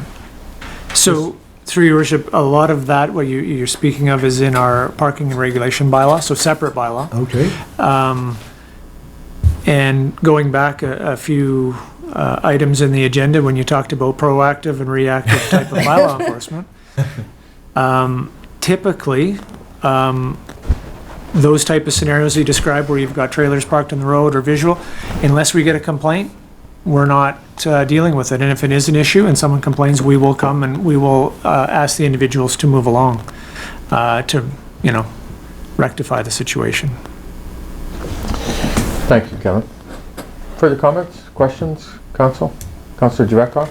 Just on that, does the complaint have to come from close to that neighborhood, or can I complain about it? So, right. You On a regular cannot complain. Well, it depends on the context of it as well. Typically, they come from somebody, a neighbor that is having trouble either getting out of the driveway or going there. But if we were to get a complaint from obviously an emergency vehicle or somebody like that that said they had issues, then we would deal with it. Thank you. Go ahead. Doesn't that beg the point about being proactive? Because if I'm an emergency vehicle on an emergency, I'm going to get hold of you and say, I've got a problem. Surely you don't want that problem to occur. So there's a need for proactive enforcement. Because it's too late after the fire's burnt the building down because the truck couldn't get through. And council absolutely can give that direction that we want to go to a proactive enforcement, and then the associated costs and budget and all that stuff would come with it, so. Completely up to council. He says with a smirk. I think, your worship, I think it would be fair to say that if a councillor brought in a concern to administration, that we would follow up on it and have a look at it. Thank you. Thank you. I'll make a list. I was gonna say, I'll start my list. Yeah. So maybe you should have the mayor intervene there to help buffer you a bit. Would you like to reword that? Because we have Oh, yeah. lists. I thought our staff was going to suggest council members could be sworn in as temporary bylaw officers. Should you so wish, we could In a afford that. So now we've moved to the recommendation from the report and council for first and second reading. Councilor All the way Dawson. back I'll to the move it. top. The report 20097 city planners zoning bylaw 4450 2020 be received and the bylaw be given first and second readings. Moved by Councilor Javetkov, second Councilor Parslow. Any further discussion, council? Well, I'm assuming that you will presented perhaps some suggestions for rewording. They'll be underlined or circled in the next Yep. iteration of this. Council? Come back as amended. Yeah. And public hearing if... Good. Brenda, what? All those in favor? Opposed? Carried. Thank you, Kevin. Thank Good you. work. Appreciate it. I'll go to Mayor's Business, item 9. A few items to deal with. We met with a group of parents from the grad class wanting to put together a form of a ceremony for the kids, and so they're going to, Blair and I met with them, and they're gonna utilize the Rotary Trail as a walking trail, and they've got a structure in place where they're going to be able to do their red carpet, traditional red carpet that was handled at the in-Canada Event Center. They're going to do it with public social distancing and crowd size, and they've got a real tight plan in place in terms of how they're going to monitor that. Blair and I, so we're really happy to be able to see the kids have a form of a graduation ceremony that's going to work under today's conditions and situation, and we're happy to be able to work with them. And I think they've got a scavenger hunt planned this weekend, and so they're trying to make the most of a really what's supposed to be a very special and momentous occasion for any of the kids graduating, and happy to be able to help support them. And really we're impressed with the motivation and passion and diligence that the parents have put into organizing it. So, any questions on that from anybody? No, but I mean, parents have always done a great support Yeah. for the grads, but I read yesterday that the sort of certificate presentation, the grad class has been divided into 3, and Oh, good. they have three sessions of that. So it's good to see the accommodation Yeah. that's been. Good. I've been attending probably for about, even before pre-COVID, late last year, the regular community, Dawson Creek Community Opioid Action Team regular meetings, and just have found it very, very interesting to learn about and see what types of initiatives and programs and work that's underway for and on behalf of those folks in our community who are dealing with, in some cases, addiction or recovery, and utilizing peers and different support mechanisms. And so it's been, like I said, it's been very interesting, and I really appreciated the involvement. At the last meeting, we had a Zoom meeting last week, and one of the topics come up was the dealing with sharps, the needles and things, and how they can be found, as we found in our recycling, and we find them discarded around the community. And so they're really working on a process to be able to establish the containers to handle the sharps in locations that are available to folks, and so they're interested in working with us and talking about how that can be done. And I talked to Blair a little bit about it in bylaw, and I know Kevin, in terms of they got Kevlar gloves and stuff if our bylaw folks get called to try to deal with them. But I just think it's, you know what, it's just one of those things that we should be aware of and try to find a way to make sure our community is safe and we find a way to work with them. So anyway, we'll bring back more of that as it unfolds and continue to work with them. The Peace River Regional District, and I asked for the analysis report to be put on the agenda, but the board has finally received the funding from the province to do the housing analysis for that's required now to be done before you can start to initiate any kind of social housing, seniors housing projects. And so we've got the RD have applied for the funding grant, and I've got it. It'll be done for 4 communities, I think, that have applied to be a part of it: Dawson Creek, Hudson Hole, Poos, and Chetwynd. And so we'll move that work forward, and as soon as we get that, then I really want us to, I think our council, to get engaged in terms of moving forward with the future of the needs of seniors housing, affordable housing, transitional housing, all of those different components, and understanding this first piece of it, of the analysis and the gap analysis on housing needs for our community, will be the first step in getting us to begin to do that work on it. I've talked to Amy, and Amy's going to work away and get it started, work with us, and we'll engage the community and engage those community groups.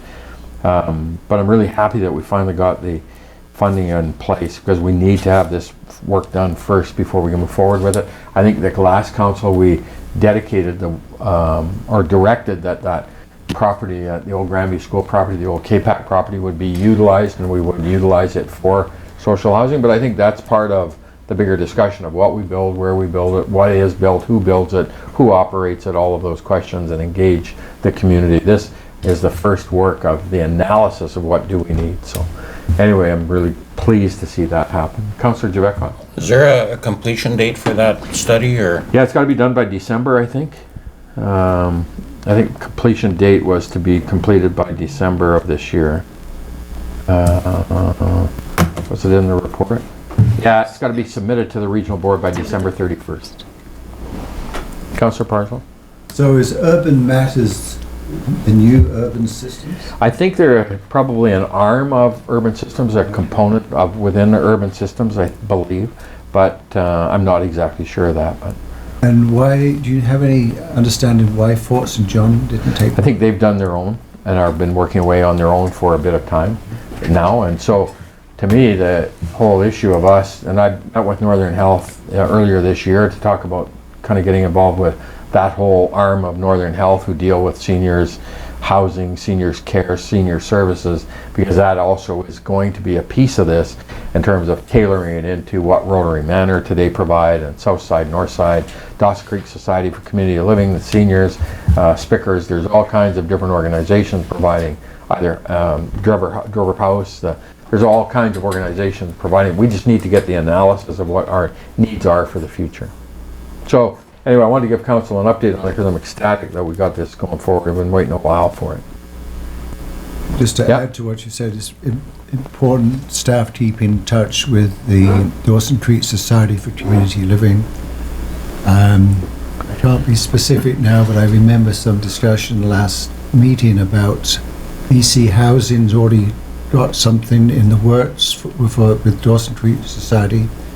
They're the largest provider of homes for seniors, and it was related to senior care.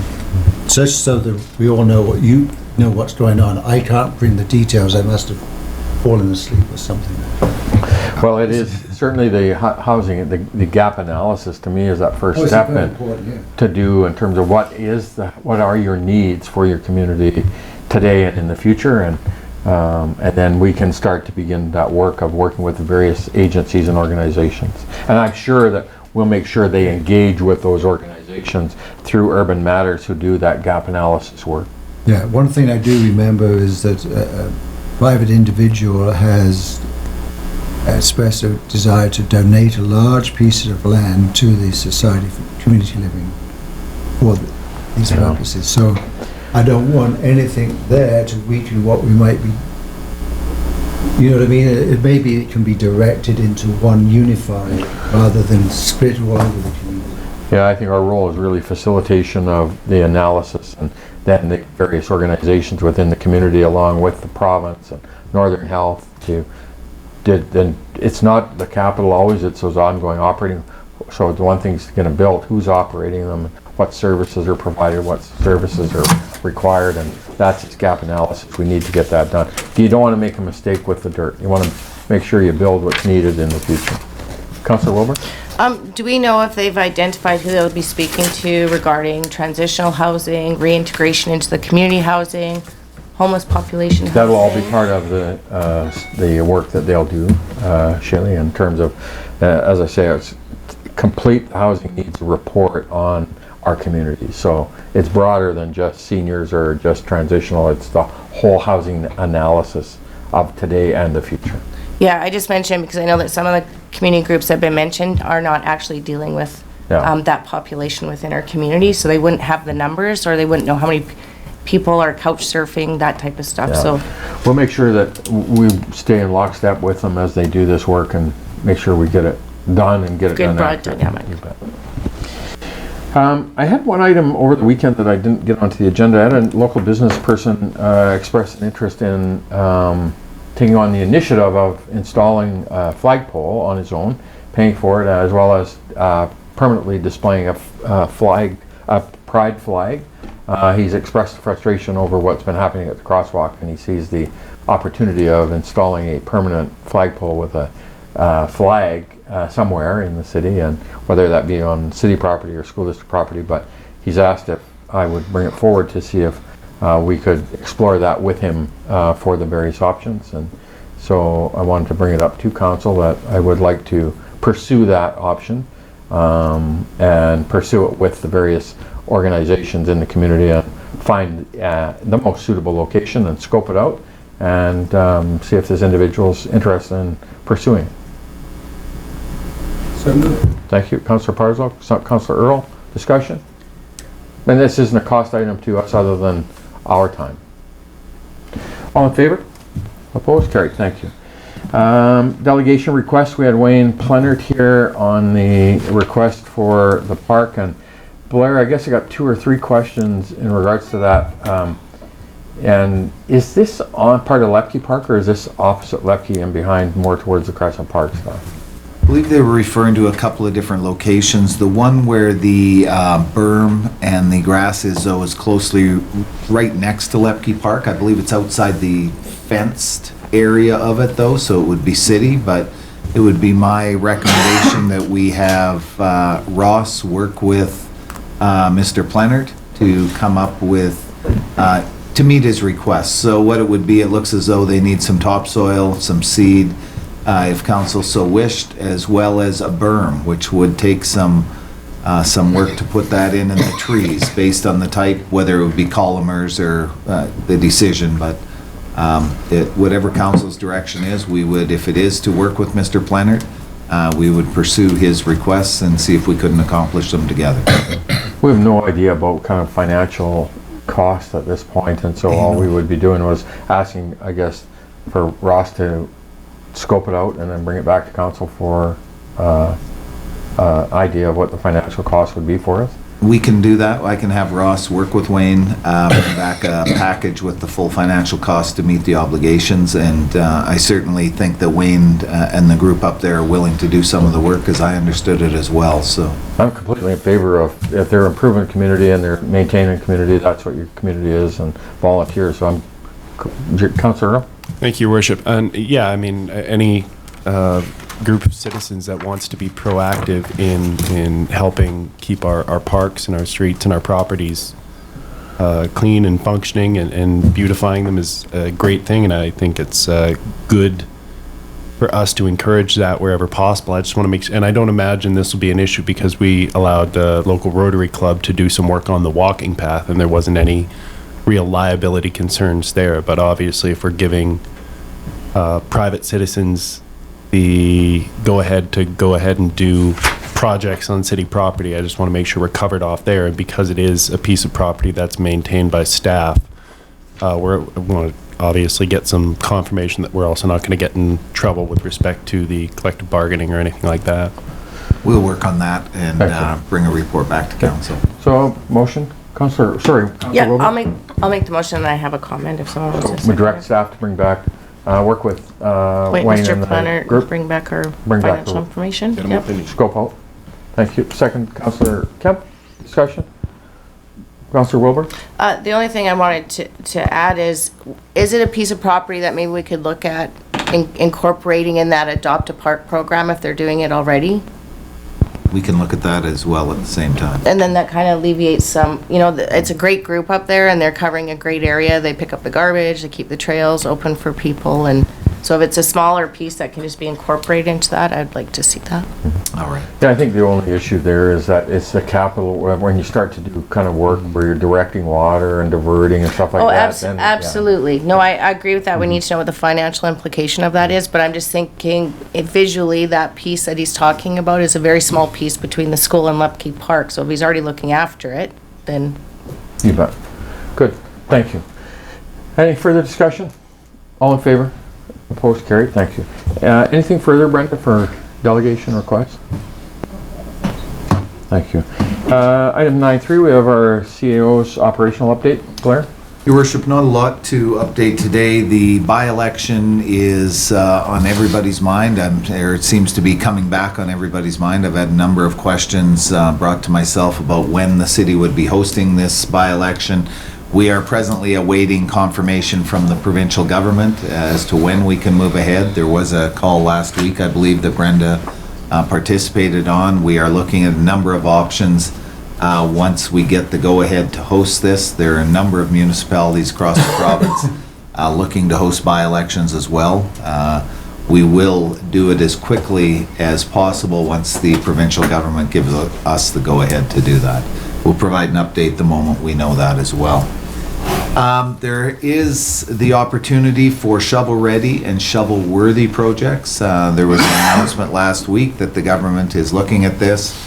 I had the opportunity in the bi-weekly call with the minister. The premier was on that call as well last week to raise the issue, the importance of shovel-ready or shovel-worthy versus shovel-ready for many communities. In order to have a project shovel-ready, you have to have your engineering work done, about 5% of the total cost of the project, significant amount of funding to prepare a project and have it sit on a shelf waiting in hopes of getting a grant. So I express the importance of shovel-worthy projects. We can operate very quickly, but I think that is welcome news for many municipalities that will be in the consideration when the grant applications are considered. So the other one, council did ask some time ago, we had made some changes at the fire hall as far as overtime and such that was going on.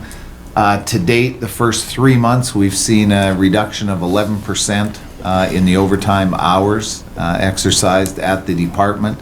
I just wanted to bring that forward. I said that I would bring that back and give a quick overview. We won't know, certainly a full year comparison based on what we'd asked is going to be extremely important. We were looking at cost saving measures there. The department and the members have been working with us to try and achieve that. So that's where we're at on that. Other than that, Your Worship, I don't have a lot to add today from the last meeting till today. The city continues to operate. We have now brought back, I think, our full complement of regular full-time employees back to work at City Hall. City Hall is open. The tax season is upon us. We're seeing residents come into City Hall. It's nice to see them. It's been a number of months since we've seen that. We do have protocols, not unlike in council here with the separation barriers that we see at each of our counters, and we have spacing requirements on our main floor as well as upstairs. When the downstairs section opens on Parks and Rec, we'll have the same, but people have been very courteous so far, and I thank them for that. Any early indications, Flavia, on tax payments?